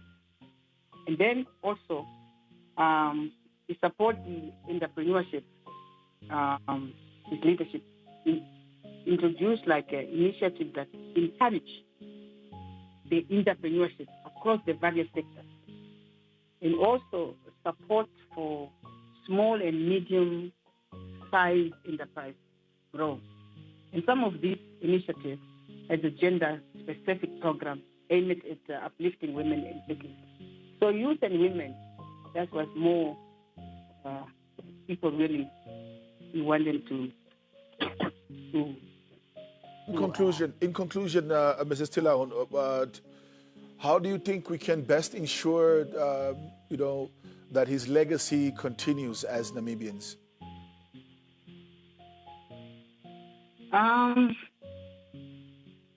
What's funny, but his vision of united and inclusive society has a profound impact on the Namibian business community. And then I remember his leadership was emphasized on national reconciliation, social justice, and economic equity, which laid a foundation for more collaborative and inclusive business environment. So these ideas really encourage cooperation across different racial, ethnic, and economic groups, promoting unity within a society that had previously been deeply divided by apartheid policies. So, and I think I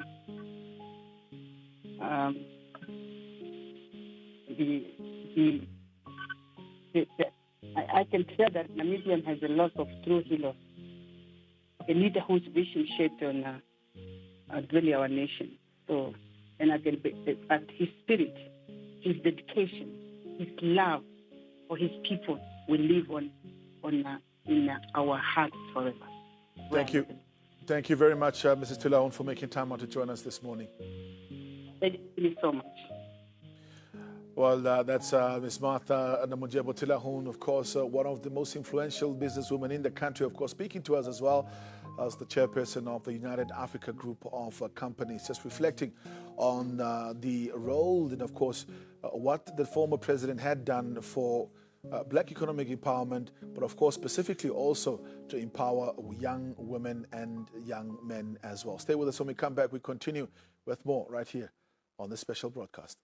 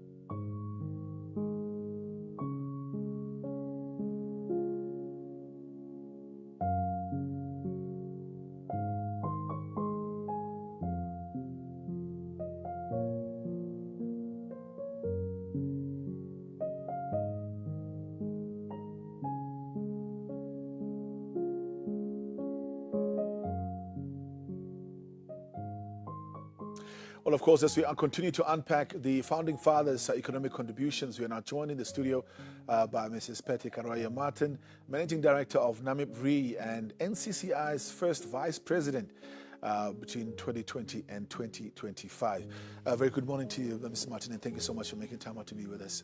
Thank you so much for having me here, and very good afternoon. Well, many have been saying that a baobab tree has fallen, that impact that all of us had felt when that news was announced. Where were you, and how did you receive the news of his passing? Oh yes, it was all, I'm sure, for the whole nation, and as well for myself, it was very hard. I was on the farm on that Sunday morning when I opened my phone and I got this bad news. I immediately started to cry. So it was just a natural feeling and a natural reaction. So I cried and I called my husband and I shared the news with him. So yes, it was definitely devastating to hear the news. We expect him to live forever. Forever, yeah. And it's one of the things also that especially the small kids keep saying, and they said, oh, but can he die though? It's one of those things that you never really think about, even though we've known that he was, of course, in a critical condition. Yes. But let's go back a little bit to the first times that you've heard of this figure, this larger-than-life figure, this Sam Nujoma person. Yes, thank you. I was fortunate enough to, I was listening to last night's session of where we were having his memorial and where his journey started on him leaving for exile, where he had to collect the money. And the second journey of it is he is from Windhoek to Gobabis, and that journey was done by my father, Johannes Paulus Karwaihe. So that's why I heard the first time how my father was involved in assisting the president. By that time, Tatekulu, as we affectionately refer to him, he was most wanted man in Namibia, so he was not able to move freely. So when I heard that, so the moment the founding father returned to Namibia, he called upon my mother to visit him. I was obviously very young, but we could listen to the stories, and the moment I entered business, I was fortunate enough to sit around the table with him where he was sharing his ideas, how we must take Namibia further. I was also involved where he's the patron of the J.P. Karwaihe Trust Fund, so I got very much involved in dealing with him, so it was an absolute honor. And we were also fortunate to visit him on the farm as a family, so we were fortunate to have these interactions with him. Well, talking about that relationship, I think that's very interesting for me. I'm just coming into your foray into business. We know that he was quite keen on empowering young people and of course, also empowering women as well. Yes. Particularly looking at the kind of history that we are coming from, where women did not really enjoy the same level of... I mean, only in 2006 we had the new Marriage Equality Act, for example, that came into play. Just talk to me about your experience with him on, women empowerment and putting that trust in young people as well to be able to handle big responsibilities. Yeah. No, I think I was fortunate enough to experience that myself as well. When I, in 1992, joined the business fraternity, it was a profession that was only for the previously advantaged. I was one of the first few black women to join that profession, which is the accounting profession.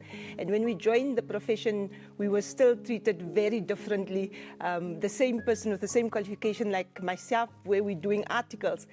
And in 10 years' time from there, I could say I became a partner in one of the big four firms. And that was because of what the founding father, the policies and the procedures that he put in place for us to do business in independent Namibia.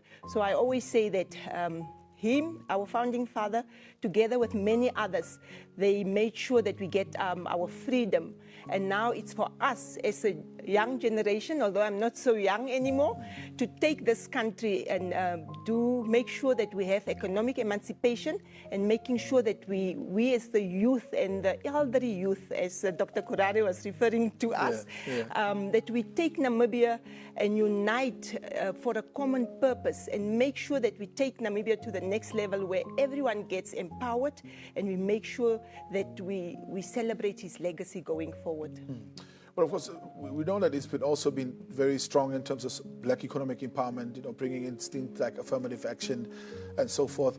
And what can you tell us about, that need for him and that drive to make sure that there was social justice and equity within the Namibian economy? I think I can testify to that myself, being in the system, we were able to participate in the economy in terms of the fishing. More Namibians could participate in getting fishing quotas. On the agricultural sector, he made available equipment for the ones who needed it, and there was also quite a lot of policy changes that happened so that people could do business in the agricultural sector together. The same happened in the mining sector as well, so we can go on and on in all the different sectors. In our accounting sector, I can say we also saw the transition where we could say 20 years later, after independence, we could see the first black partners in the big four firms. And that is absolutely a transition, and it's showing that it was happening. And we could, together with the previously advantaged, we could take many more accountants to qualify as chartered accountants. We were putting in initiatives that we knew that because of the policies and frameworks that was put there by our government, we were able, as private sector and as public sector, be able to do business. So the environment was created for us. So from an empowerment position, I personally can refer to where we were able to participate in empowerment deals, and if you it was available there for all of us, and some of us have taken up those opportunities, and today we are reaping the fruits of those business deals that we have gone on. Yes. One of the things, of course, that he was also quite adamant about was the labor force of the country, and having a labor force that's not discriminated against, coming from the past that we came from, low wages, etc., etc. And in 1992, we see them bringing in this Labor Act that, defines overtime, leave, etc., etc. As a business person, talk to us a little bit around his legacy in terms of, particularly also coming from this contract labor system, ensuring that there is an equitable and just, employment and proper employment conditions for workers in Namibia. Yes, and once again there I can also refer to my own personal experience. I was fortunate enough to start at a very young age doing business in Namibia from the age of 12, meaning it's in the previously, before independence, and that business was very difficult to do business. And after that, it has become much more easier, and like you say, the conditions was more feasible and more for the employees. It was catering for the employees in terms of working hours, in terms of, like you've referred to, the contract system. All those were repealed, and it was adjusted so that there are more conducive working environment for the workers of today. So we can definitely refer to his legacy, that he has made it possible for us. And I think finally, one of the things I really wanted to touch on, and I know you've had some personal experiences with him as well. Can you share maybe perhaps with us one or two of your fondest memories with him? Yes, I think what I enjoyed most of the times that we were able to share with him is when he was relating to the historic history of his, like when he was sharing moments with people, like he was sharing with us moments with Robert Mugabe and many other African leaders, and how he perceived them. It's absolutely also changed my way of seeing the world out there. So I was fortunate enough to be able to listen to these stories, and I was always, wow, can I hear more? Can I hear more? So it was some of those moments. And I think we were also fortunate to, when we were doing dinner with him, then he will make sure that everyone is served. And I think that one of the most important takeaways from him is that he was very much about education. When my family visited him, we were many. I think we took all the grandchildren and everyone, and we had to stand in a queue and explain what is everyone doing with themselves. And each one could say, I'm studying this and I'm studying this. So he was very passionate about us taking our education further. And I think that's something that we can take forward with ourselves. Well, going forward, I think in conclusion from your side, what is the, and I think you might have mentioned one or two there as well, but the one important lesson that you think Namibians should carry on going forward in ensuring his legacy still stays alive?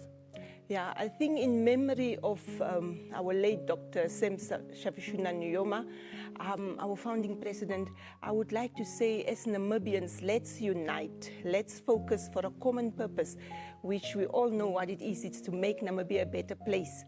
Let's take hands and make Namibia what we want it to be, the Africa that everyone wants. So, the Africa that everybody wants to come to. Yeah. All right. Thank you so much, Mrs. Martin, for making time out to be with me this morning. Thank you so much.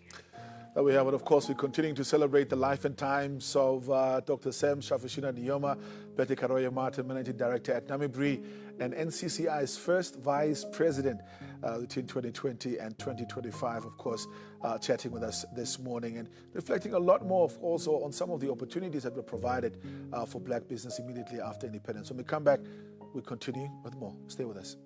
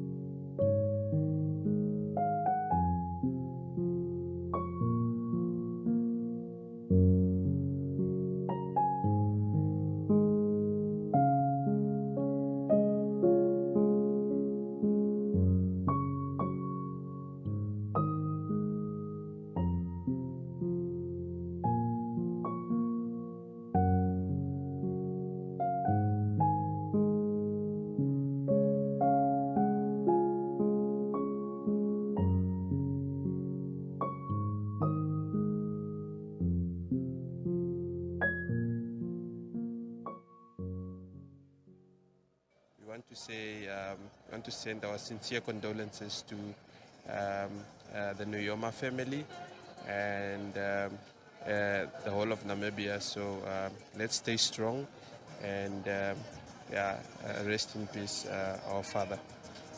The family must be strong. We lose the hero, our great father. We say rest in peace in the name of Jesus. Amen. It's really sad to lose such a humble and inspirational person like him. It's really sad. I would like to give my condolences to the family members and friends of the founding father of Namibia. I'm sorry for our Namibian nation to lose our founding father. May God be with you guys, and I know all is gonna be well once again. They must be strong, even in this situation. Even us, we are not happy. We really lost the pink man, the pink star in the earth, on the earth. So, what we want to say here, he must rest in peace. It's a great loss for the nation of Namibia. We are in deep loss. Everyone is feeling bad. It's terrible. When the news hit, my heart skipped a beat. And it just felt like we as a nation lost a great treasure. The late President Nujoma was a great hero. He was a symbol of peace. He was a symbol of courage. He was everything that Namibia needed to go through the liberation struggle. And for that, we are forever grateful. His legacy will live on. My deepest condolences to the Nujoma family as we are mourning our founding father, our founding president, and our prayers and thoughts are with them, with the whole family. So our condolences to the family, friends, and the wife of Dr. Nujoma to please this through this tough time. And yeah, just we keep them in our prayers.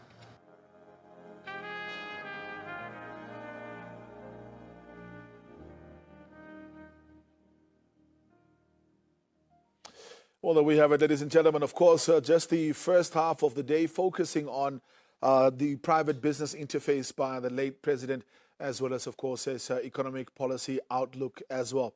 We know at the advent of independence in 1990, what was facing a lot of the liberation struggle movements was, of course, refocusing their particular strategy, moving from a liberation movement into, of course, a brand new government that is supposed to govern and take care of all the aspects of the particular state.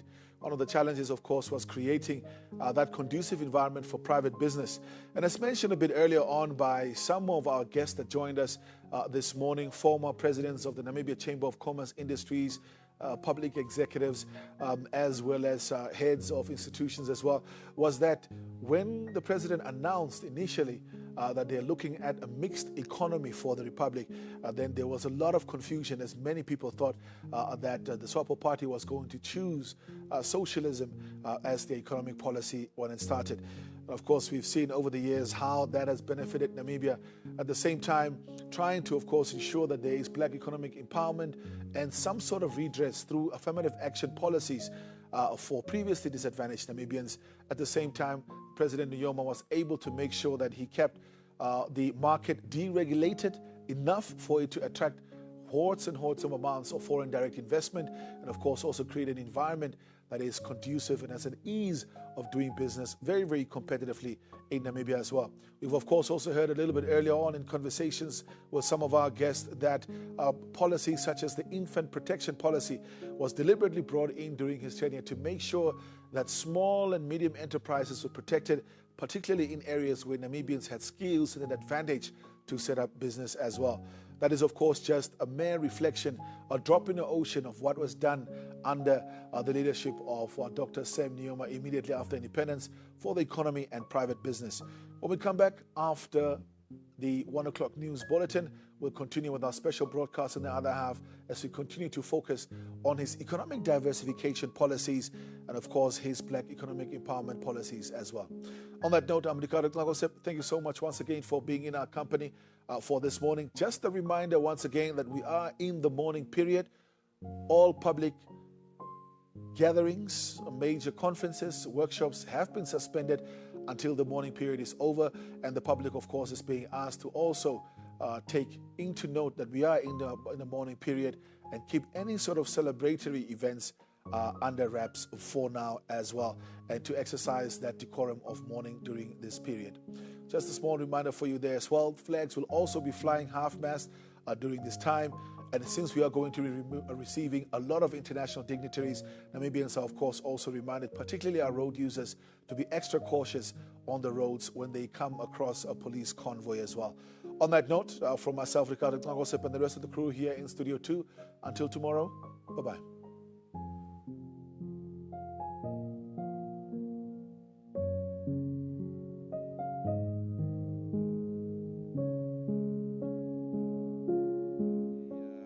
Send our sincere condolences to the Nujoma family, and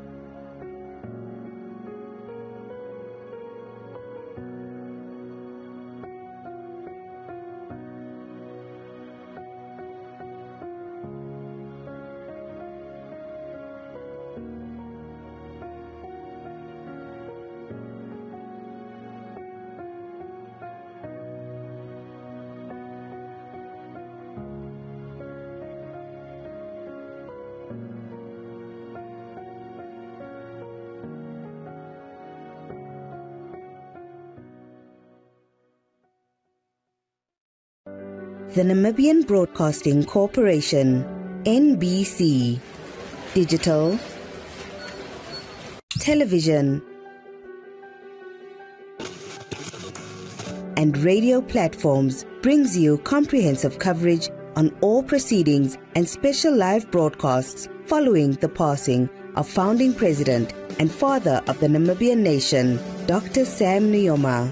We remain committed to bringing you around-the-clock updates of all proceedings and programming on the life and times of our fallen hero until the burial, as the nation mourns the loss of an iconic and historic figure. May his legacy live on forever.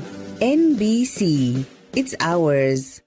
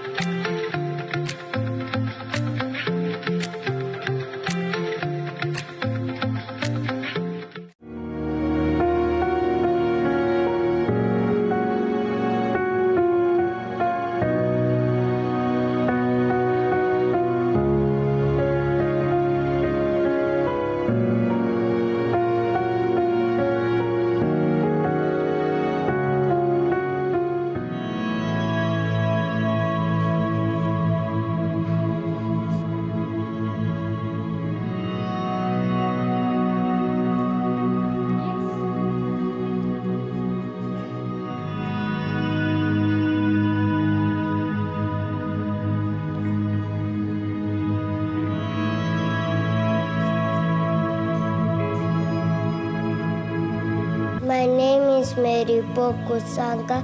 I'm the head girl for Busy Bees Pre-Primary School. My name is Wilson Hanyanya. I'm the head boy for Busy Bees Pre-Primary School. On the 8th of February 2025, we lost a great leader. Dr. Nujoma was a freedom fighter and the father of Namibia. We will never forget you. We remember you forever. May he soul rest in peace. We salute you. He's the grandfather of Namibia. He helped make Namibia free. He loves his country very much. Dr. Nujoma, he was a hero.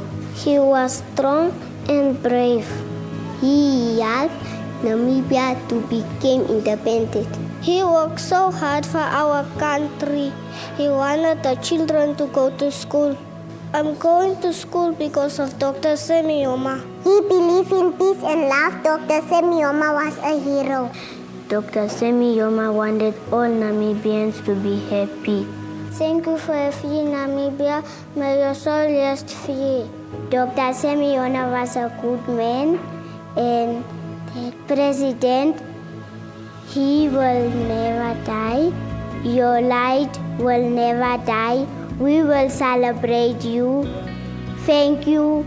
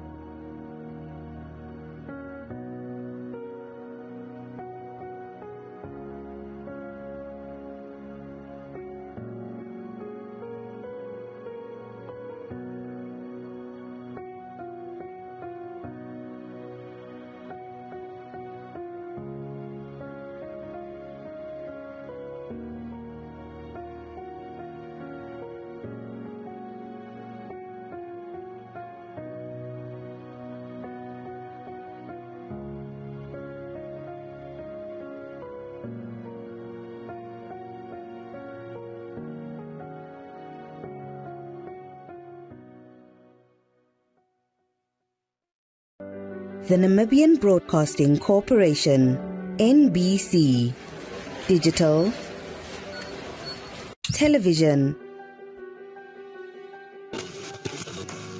and radio platforms brings you comprehensive coverage on all proceedings and special live broadcasts following the passing of founding president and father of the Namibian nation, Dr. Nujoma.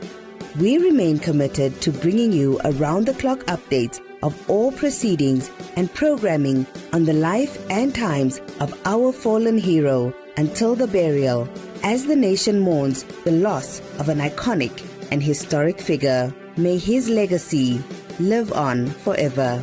NBC, it's ours.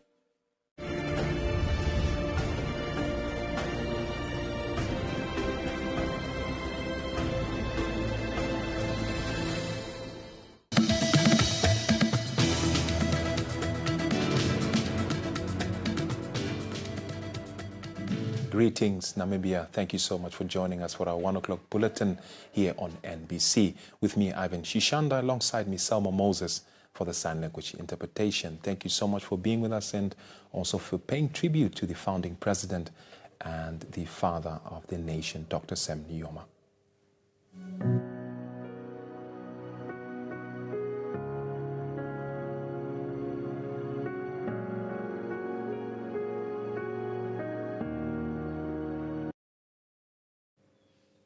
African diplomats accredited Zambia stood in solidarity with Namibians following the loss of the founding president Sam Nujoma. The diplomats, led by Somalian Ambassador Hawa Hassan Mohammed, who is the current group chair of the foreign mission, spent day at the Namibian High Commission in honor of the founding president. 30 Mtende Road, in the ordinary quiet neighborhood of Woodlands, Lusaka, on Tuesday, awakened to the very busy schedule as the home to the Namibian High Commission was host to African diplomats who came to pay their last respects at the mission. They took turns to individually sign the book of condolences. I'm here representing all the missions, African missions accredited to the Republic of Zambia, which they are represented by ambassadors, high commissioners, consulars, charge of affairs, or anyone else. And we are here to honor and pay tribute to His Excellency Sam Nujoma, the former president and founding father of the Republic of Namibia. First of all, we would like to send our deepest condolences to the families and friends, and that extends to also the government and the people of the Republic of Namibia. All African countries stand in solidarity with the Republic of Namibia this difficult time, and he might be rest in peace as well. Thank you. Staff at the Namibian High Commission were overwhelmed but humbled with this solidarity gesture. Thank you very much to give me this opportunity to express my sincere gratitude for the group of African ambassadors and High Commissioner accredited to Zambia to come and pay tribute to our late founding father of the Zambian nation. So I appreciate that they made time to come and mourn with us. So I highly appreciate their efforts by coming in a group to stay with us for a moment during our mourning period of time. And now the signing of the Book of Condolences for the Namibians is an occasion representing a solemn national mourning to appreciate the contribution made by our late father of the nation to the Namibian nation. And we highly appreciate what this contribution he contributed to the nation of Namibia, as well as the countries in SADC region, as well as the continent at all. Thank you very much for coming. Even the designated car lots could not accommodate the many vehicles. Wamundila Chilinda, NBC News, in Lusaka, Zambia. The 5th annual OTT Streaming Platforms and Content Management Summit, currently underway in Cape Town, South Africa, has paid tribute to the late founding President Dr. Sam Nujoma. Nujoma died on the 8th of February, aged 95. At the start of the meeting, the Director General of the Namibian Broadcasting Corporation, who is also the President of the Southern African Broadcasting Association, SABA, took a moment to honor the late Nujoma. Stanley Similo highlighted the late Dr. Nujoma's significant contributions to liberation movements across Southern Africa, emphasizing his unwavering support for South Africa's fight against apartheid. Namibia lost its founding president, the late Sam Nujoma, on the 8th of February. He was one of the Pan-Africanists that charted the way for us to be where we are. We all must understand that within business, if politics are not in place, you can't do any business. So I think it's just proper that from a SADC, from an African global perspective, if we can just stand for a minute of silence. Thank you. The Chief Operating Officer of the South African Broadcasting Corporation, SABC, Lungile Binza, echoed similar sentiments and expressed appreciation for the enduring relationship between Namibia and South Africa, as well as the strategic partnership between the SABC and the NBC. The liberation movements at the time, especially in Southern Africa, were always, working together, trying to better the lives of, their people. And they continued to do that even in their retirement. They became part of the elders. And when Namibia loses, probably their greatest ever son, South Africa is always going to be next to them, living with them. Binza said the SABC will broadcast the proceedings of Dr. Nujoma's memorial and burial services, ensuring that audiences in South Africa and beyond can pay their respects to the late leader. The OTT Streaming Summit serves as a platform for industry leaders to discuss innovations and challenges in the African streaming landscape. The event ends on Wednesday. The late founding president, Dr. Sam Nujoma, in his advocacy for education, not only talked the talk, but also walked the walk. These were the remarks shared by the UNAM alumni at the memorial service at the main campus in academia. Late Nujoma was the founding chancellor of the University of Namibia, UNAM, and is lauded for playing a crucial role in its development into a hub of academic excellence. He not only inaugurated the institution on the 1st of September 1994, but also demonstrated his commitment to education by enrolling as a student there. Pendukeni Ivula Itana lauded late Nujoma for leading by example when he earned his Masters of Science degree in Geology from UNAM in 2009 after 4 years of rigorous study and research. Ivula Itana recalled him as a father figure who deeply believed in education. She emphasized his call for Namibians to pursue higher learning, recognizing that the country needed educated citizens to move forward. Father figure who embraced all of us, as many as we were. He embraced us. He told us the history of SWAPO and where we were, and the task ahead of us, what we should do. And all of us bought into his philosophy. The news continues after the break. Stay tuned.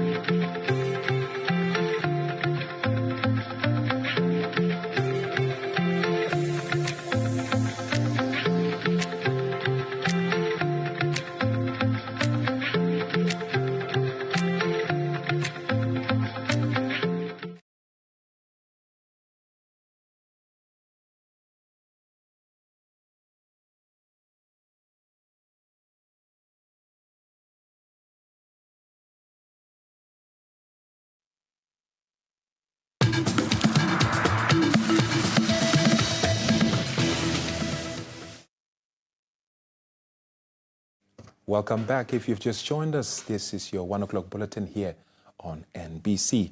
Now, to start off after the break, the death of the founding president, Dr. Sam Nujoma, has elicited tributes from around the globe.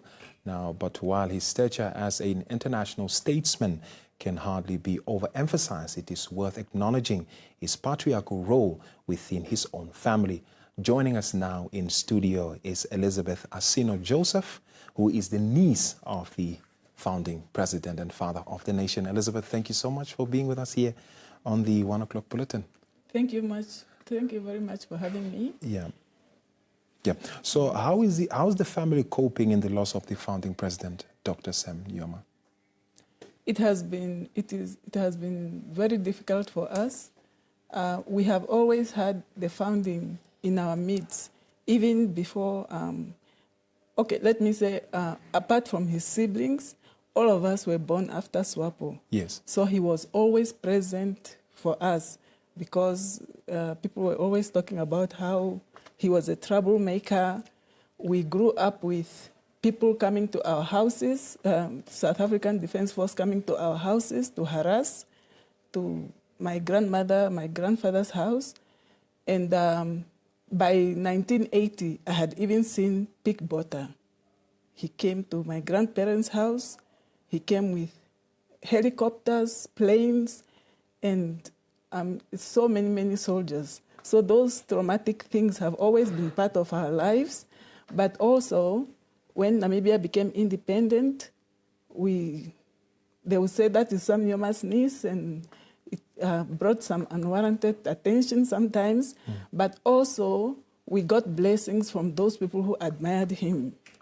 So now that he's no more with us, we are going to start a new chapter that Sam Nujoma is not in our lives. What was he like away from the public eye, away from the cameras, away from work? Just him as a grandfather, a father to you?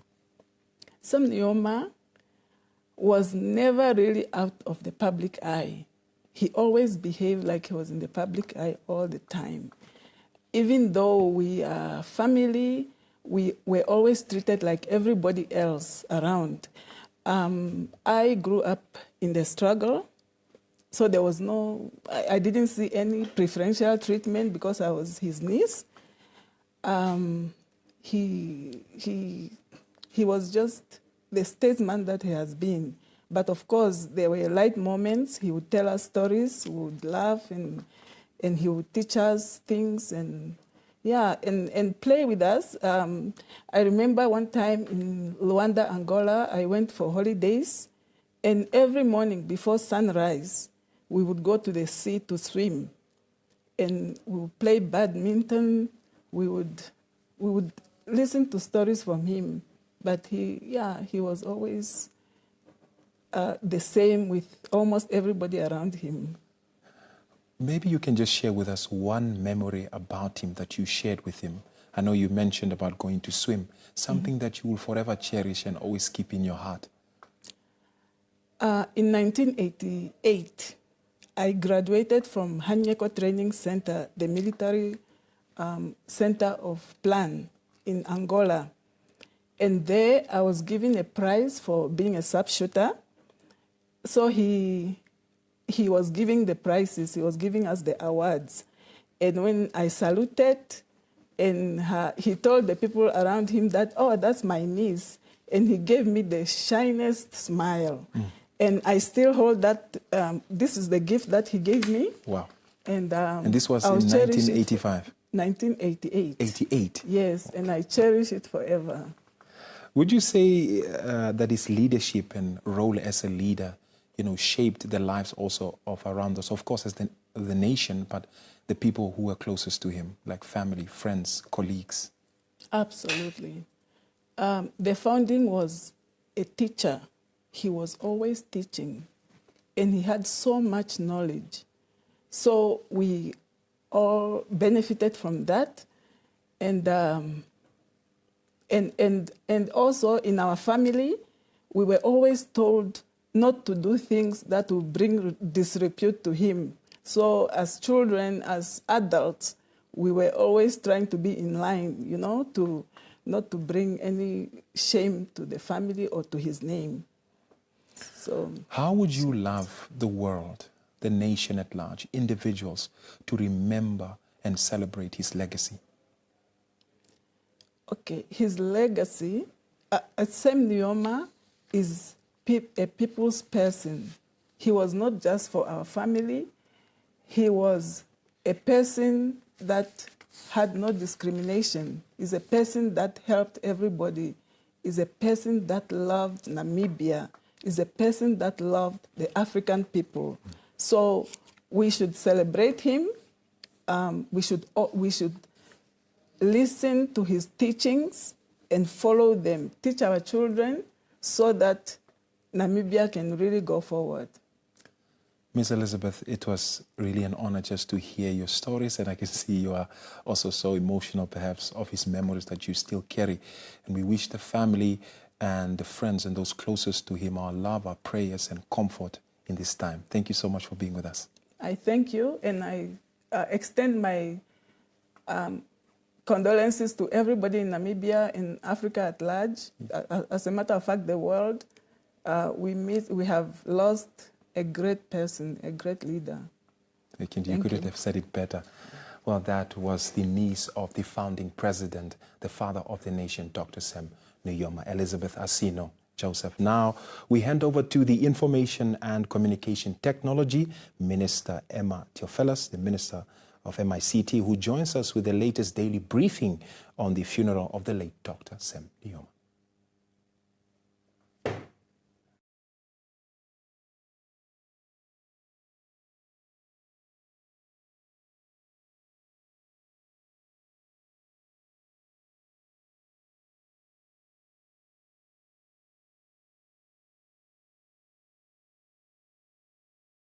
We apologize for that delay. We should cross over shortly once connection is established. We take a quick break. Stay tuned.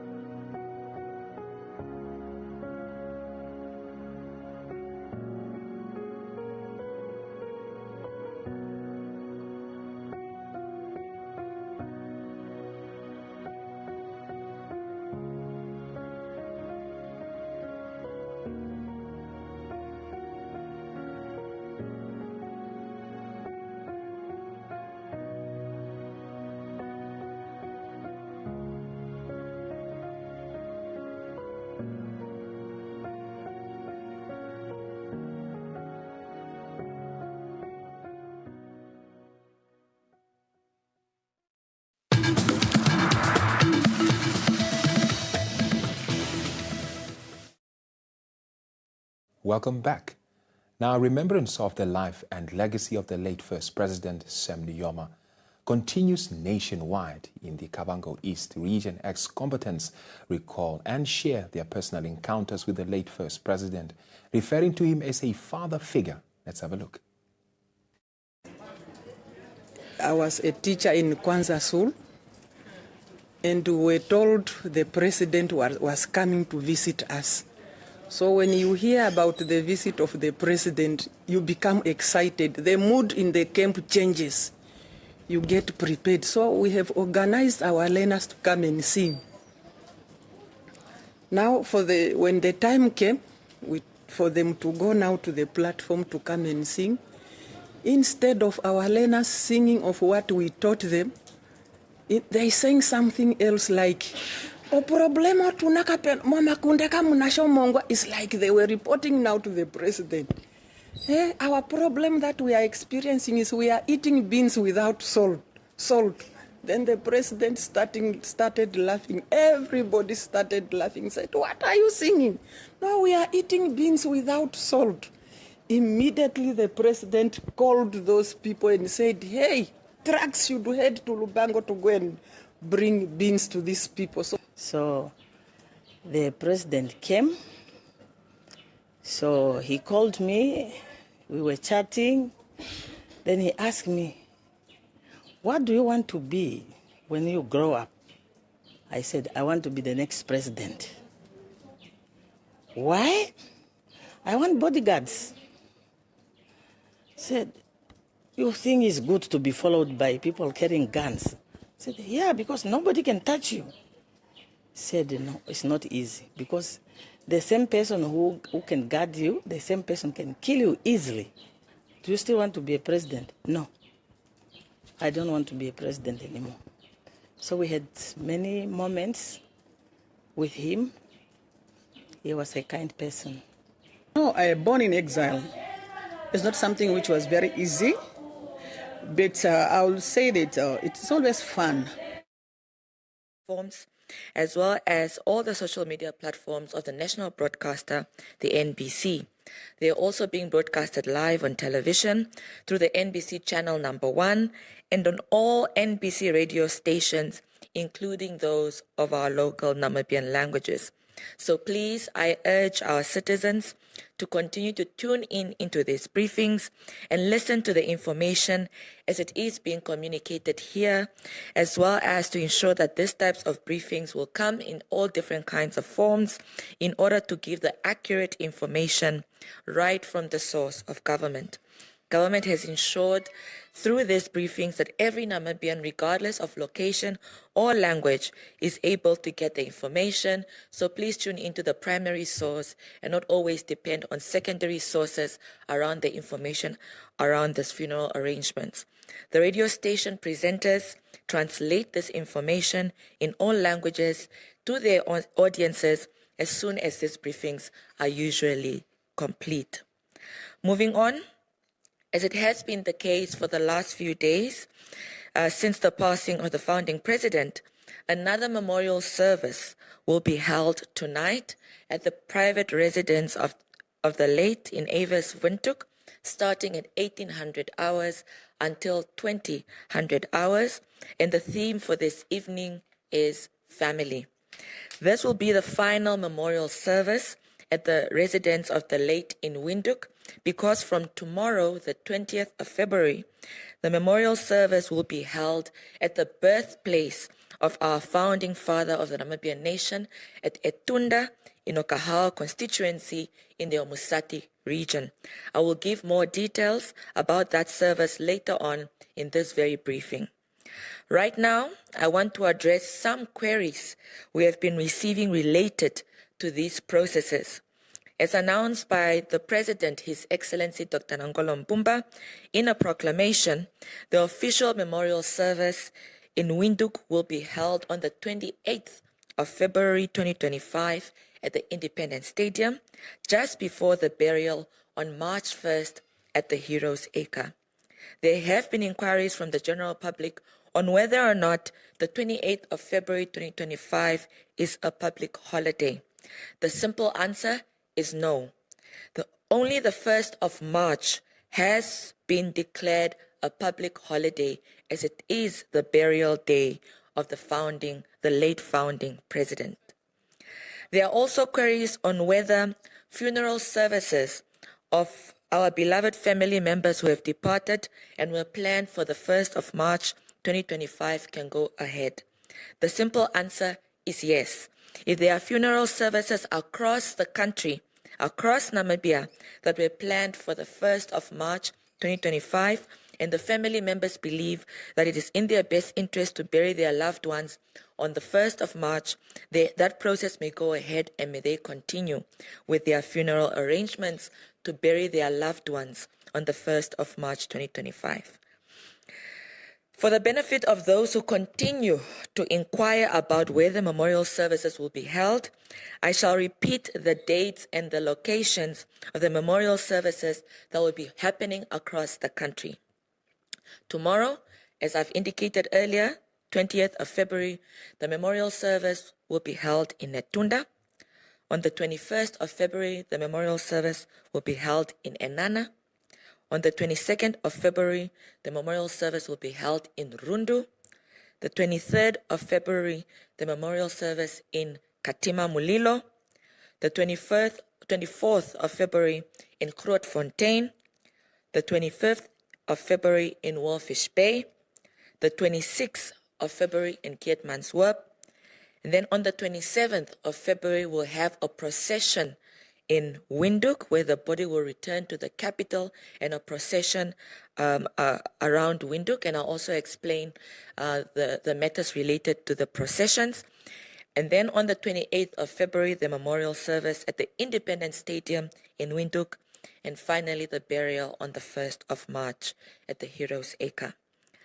Transport for all mourners to these memorial services, as I've indicated in yesterday's briefing, is upon the appeal of those who are able to assist others to these locations.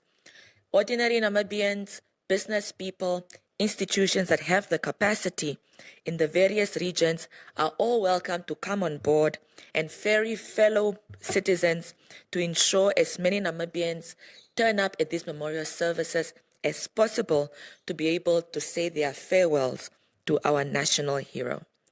As I've also indicated yesterday, issues related to education in the various regions will also be made clear through the directorates of those regions, as well as to the school in those regions in relation to the learners, school-going children in those particular locations. Now, the following is what will happen tomorrow, the 20th of February 2025, as the body is transported from Windhoek to Etunda in the Omusati region. As early as 6 a.m., the body of the late founding president will leave where it is currently being held and taken to the State House. At State House, there will be a ceremony which will be conducted by the Commander-in-Chief, His Excellency Dr. Nongolo Mpumba, whereafter the body will be taken to the private residence of the founding father, where a short prayer will be held and the viewing of the body will be held as well, the viewing to be done by the family. Thereafter, the body will be accompanied by His Excellency the President Dr. Nongolo Mpumba and the former President, His Excellency Dr. Hifikepunye Pohamba, to the Hosea Kutako International Airport. The body will then be put on a military aircraft where it will leave Windhoek at around 10 a.m. for the Andimba Atoivo Airport in Ondangwa. The body will then be expected to arrive around 12 midday at Andimba Atoivo Airport in Ondangwa, and thereafter a military procession will be led where a route has been carved out for the body to be transported from the Andimba Atoivo Airport all the way to Etunda village in Omusati region. The route is as follows. After the body departs the Andimba Atoivo Airport, it will go through Omalala area and then proceed to the Ongwediva area and then proceed to Oshakati area, Thereafter, it will proceed to the Onanda area, and finally, then the body will make its way to Okahao and to the Etunda village, where the memorial service will be held at that location. Citizens are urged to line up along that route from the Andimba Yatoivo Airport through Omalala, through Ongwediva, through Oshakati, through Onanda, all the way to Okahao at Etunda village. And please, we urge all citizens, as you line up across the road, to do so in an orderly manner, and also ensure that you do not cross the road as the procession is passing by, especially both pedestrians and vehicles do not get onto the road as the procession is passing by. At the memorial service at the residence of our late in Etunda, details will be communicated tomorrow in terms of that service, and the public will have an opportunity to view the body after the memorial service, as the body will lie in state at Etunda after the memorial service. Finally, in preparation for the memorial services and the burial of our beloved departed founding president, across the country, the Namibia Defense Force is currently conducting drill exercises across the country. We ask that citizens not be alarmed, but these exercises are primarily in regards to the procession of the body as it goes from location to location across the country and making its way back to Windhoek on the 27th of February 2025. Heleni, this concludes the briefing, and may the revolutionary spirit of our founding president and founding father of the Namibian nation, Dr. Sam Shafishuna Nujoma, rest in eternal peace. Thank you. Thank you, Honourable Minister, so much for the briefing on the latest update that there is regarding the late founding president, His Excellency Dr. Sam Shafishuna Nujoma. It is very highly appreciated. All right. Now, Namibia, that also concludes today's briefing. Please do join us again next time when we bring you another update pertaining the founding president's funeral arrangement. From myself, Heleni Felepo-Samunyela, and the entire GIC production crew, until next time, take care.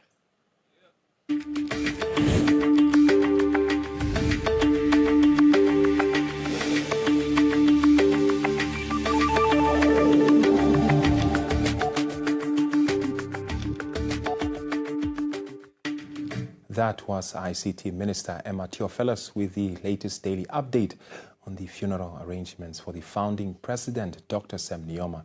Now let's return to the earlier played story where ex-combatants in the Kavango East region recalled and shared their personal encounters with the late first president.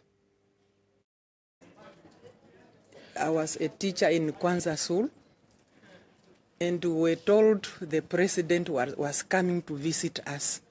So when you hear about the visit of the president, you become excited. The mood in the camp changes.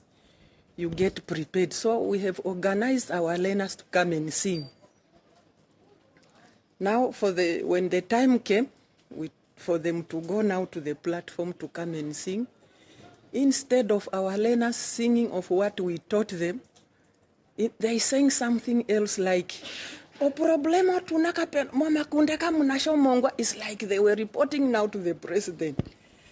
Our problem that we are experiencing is we are eating beans without salt.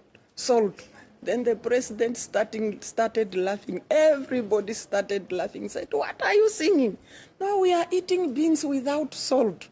Immediately the president called those people and said, "Hey, trucks should head to Lubango to go and bring beans to these people." So the president came. So he called me. We were chatting. Then he asked me, "What do you want to be when you grow up?" I said, "I want to be the next president." "Why?" "I want bodyguards." Said, "You think it's good to be followed by people carrying guns?" I said, "Yeah, because nobody can touch you." Said, "No, it's not easy, because the same person who can guard you, the same person can kill you easily. Do you still want to be a president? No. I don't want to be a president anymore. So we had many moments with him. He was a kind person. No, I born in exile. It's not something which was very easy, but I will say that it's always fun whenever that December used to come and visit him, because we used to know him as the father. That's the only father we knew, apart from our parents, because there are some of the children who did not even know their parents until they came to Namibia. So we are always looking forward to him. Looking forward to see him whenever he comes around. And because as a pioneer of the struggle, we used to adorn him with a scarf that we normally had blue, red, and green scarves. And as pioneers of SWAPO, we used to adorn him with that.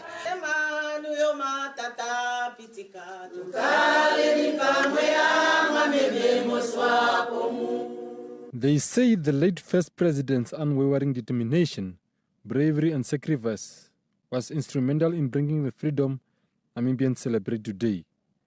They say the nation has lost a hero. Nujoma pulled everybody together to become united. He was our strength. He's our strength pillar where we leaned on.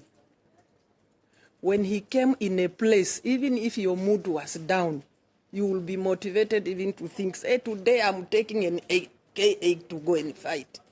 He's a people's person. I did not want to look at the TV. I didn't want to see anything. Until I have to tell myself, I must be a soldier as we were taught. And face the reality, the old man is gone. And we have to accept it. He did his part, he brought us back home, but still it's painful to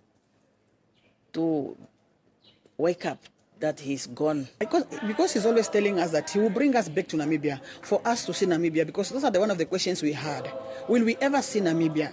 We used to hear a lot of stories, people talking about Namibia, and he was always promising us, my children, one day I will take you to Namibia. You will not die here. And it's true, he fulfilled it. Today, I came to see Namibia, I grew up in Namibia, and I see the beauty of Namibia because of him.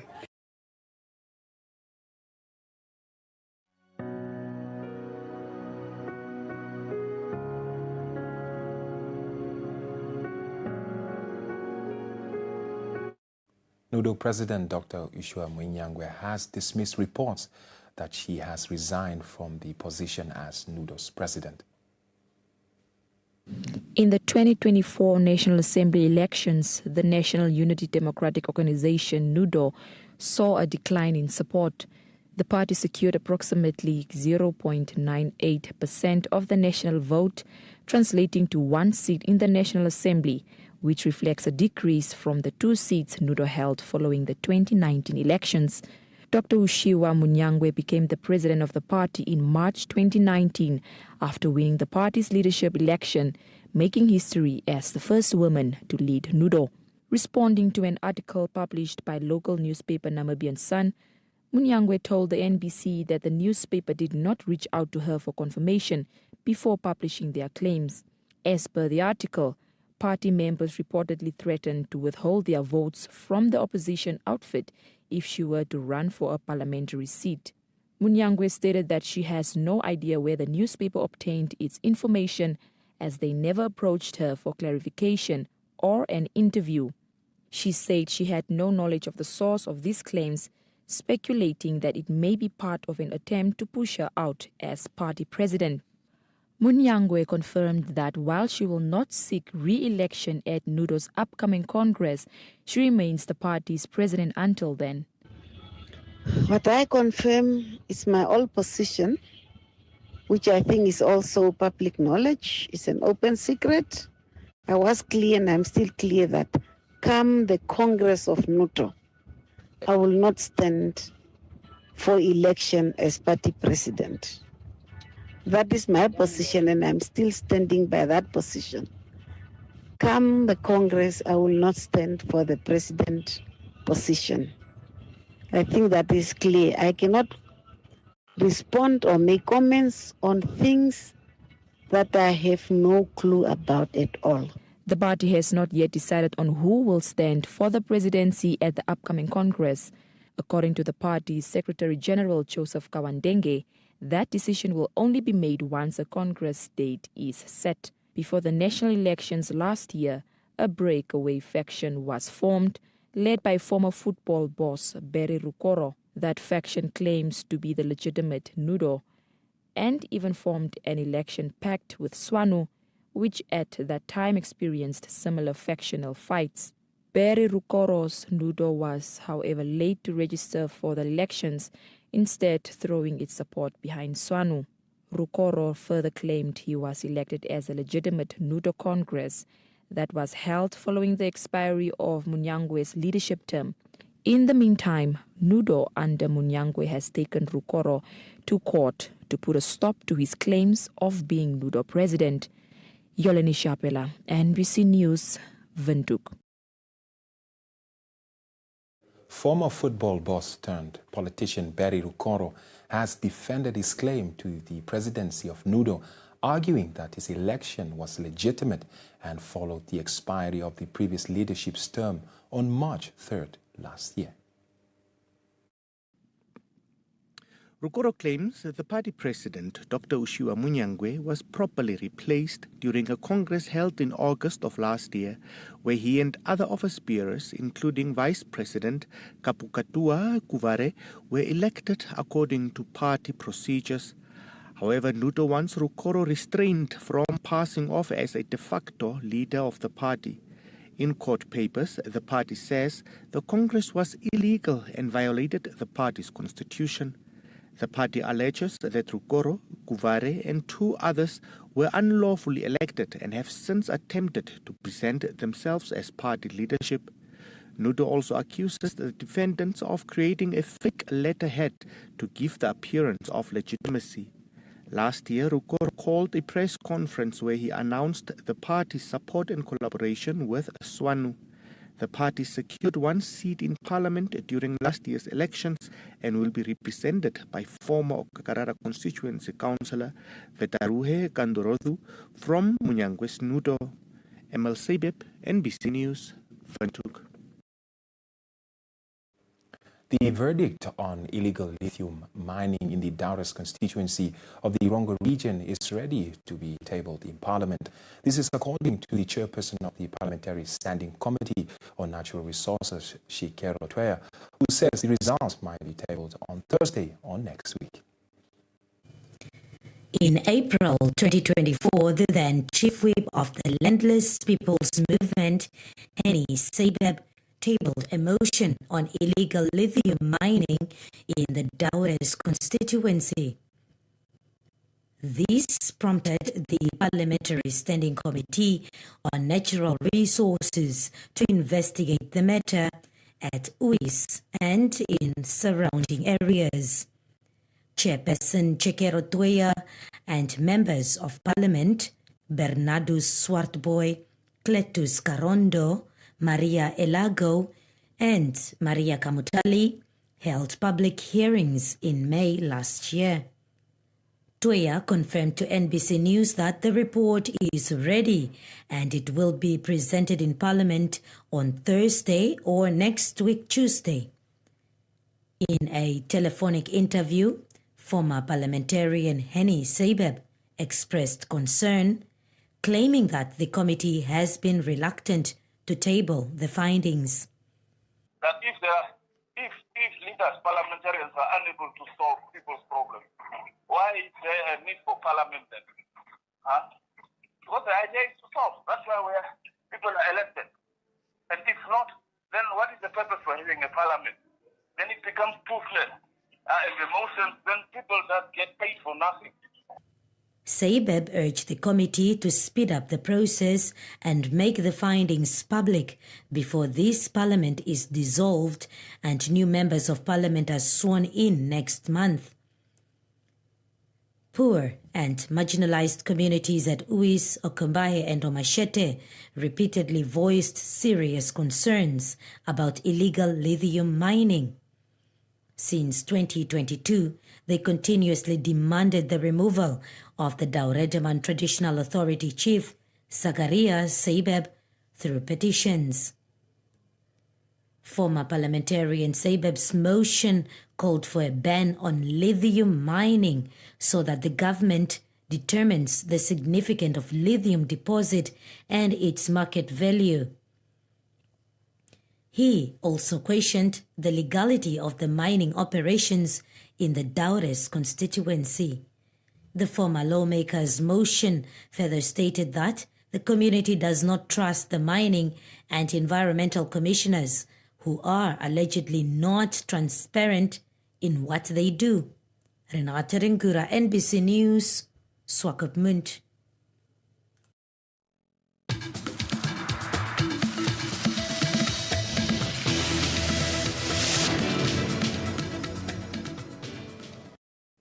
Johannesburg is the largest city in South Africa, home to over 5 million people, but the urban decay over the years have left the once vibrant city center in ruin. Many buildings are overcrowded and have little or no upkeep. Others have been abandoned and taken over by or hijacked by gangs. Now, CGTN Africa reports.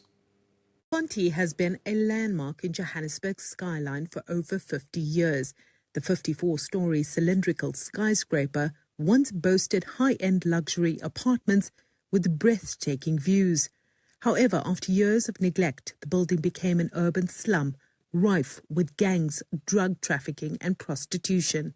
Having grown up around the neighborhood as a young kid, we actually never knew how the building used to be back in the days. You know, as a young child or teenage boy, you know, all we were told was that if we didn't do well at school, this is where we were going to end up. Interestingly, young people are trying to restore the building and its surrounds. Community organization Indlala Nje has been pivotal in this regard, but there's still some way to go. The challenge is now just having these leftover buildings that are either vacant or hijacked, because they bring all the negative into the inner city of Johannesburg.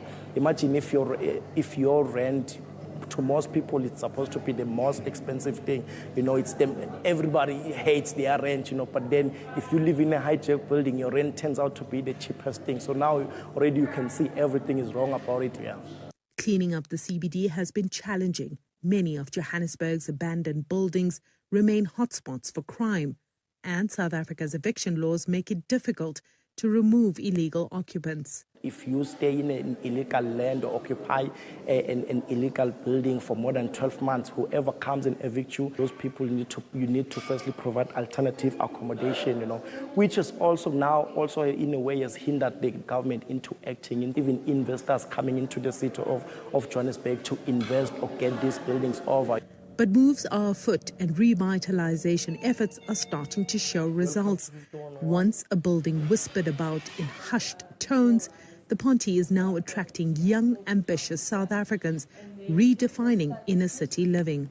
I started living here about 2 years ago, and it's been the best experience ever. So it changed the whole neighborhood in itself just by it being renovated. So it impacts a lot of people around here. When they get here and see the building is changed. The building is now up for sale and has already garnered plenty of interest from private investors.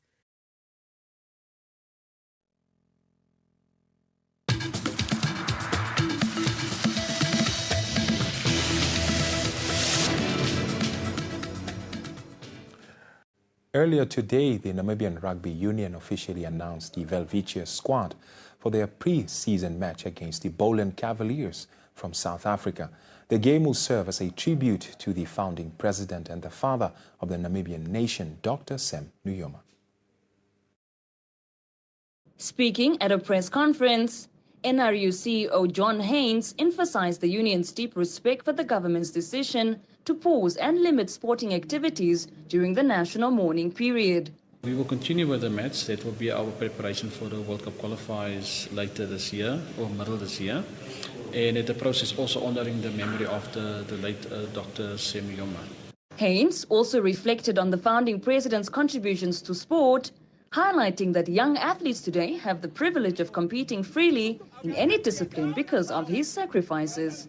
I will summarize it in the memories with being the founding president, being the freedom fighter, leading and providing opportunity, whether it's in the sports fraternity, and also if you look at today's life, what would it have been should our late founding father not have walked the path for freedom for us. Meanwhile, NRU Vice President of Rugby, Johan Diergaard, expressed confidence in the team's readiness for the match. As I said, we are busy with the off-season program. This is only a first pre-season or actually game that will take place. We will be able to measure, see how far we are, and what to expect from our local guys. And that will share a lot of info for us in preparation for the future and for Africa Cup. Diergaard added that without Dr. Nujoma's dedication to Namibia's independence, there would be no freedom for Namibians to compete on the international stage, a reality the team does not take for granted. There will be no spectators allowed, so this is only a practice game. Secondly, we will mourn him in the process of being here, held up the flag of the Namibia high, doing our best, presenting our country. And thirdly, I think in memory of the late Dr. Sam Nujoma, the rugby had come ages since apartheid where we couldn't take part in international rugby before. After independence, after the fight he fought and his party fought, we could take part in international rugby. The Volviches will face the Bowland Cavaliers on Saturday the 22nd of February at the Hagegengop Stadium. In line with the morning period, the match will be played behind closed doors with no spectators allowed. Misha Shapange, NBC Sport, Windhoek.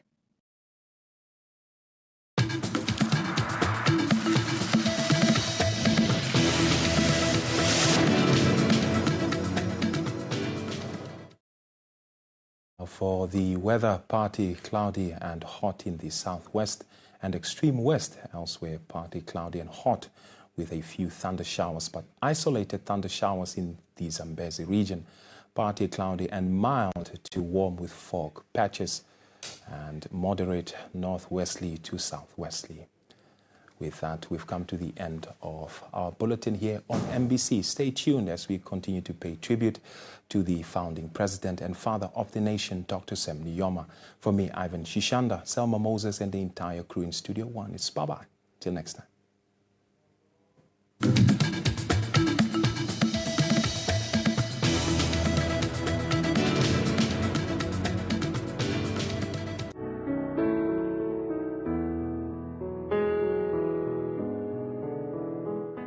Shiri twaihamwato otate wetu twaihamwana vishinene mara mehe katuno mwana waro kushita mara wetu ihamitha mehe mara ndiro shino shisha tuambo shishikarambo matukaenderamo okuva ndiparitha kushikatuva ndipare uriti hangeno rufuvero shino shideu kashino shipupu omuirimbo ukare peno vandu mbeno hangeno rufuvero mara vandu omomina uriri kavena yo deeply mominyo kari kaimori maro shino shina hepero hangeno rufuvero oshina kututho kustika kutarako shima chitutwarako murungu mesha ngatuva ndipare weta tuheuri ngatuva ndipare njironjo uriri mehe mbo mwedhe unimbu February shiria mimba urumo mwedhe mudheu okude paitho dompanga nedetu weviuru vyetu mara katuno shino kushita ngatuva ndipare nokukumba nokutaronjirako murungu. First of all, my condolences and may the hand of God Almighty be upon the Namibian people in this difficult time. And for us to keep his legacy is to keep unity, to keep loving one another and fighting against unemployment and poverty.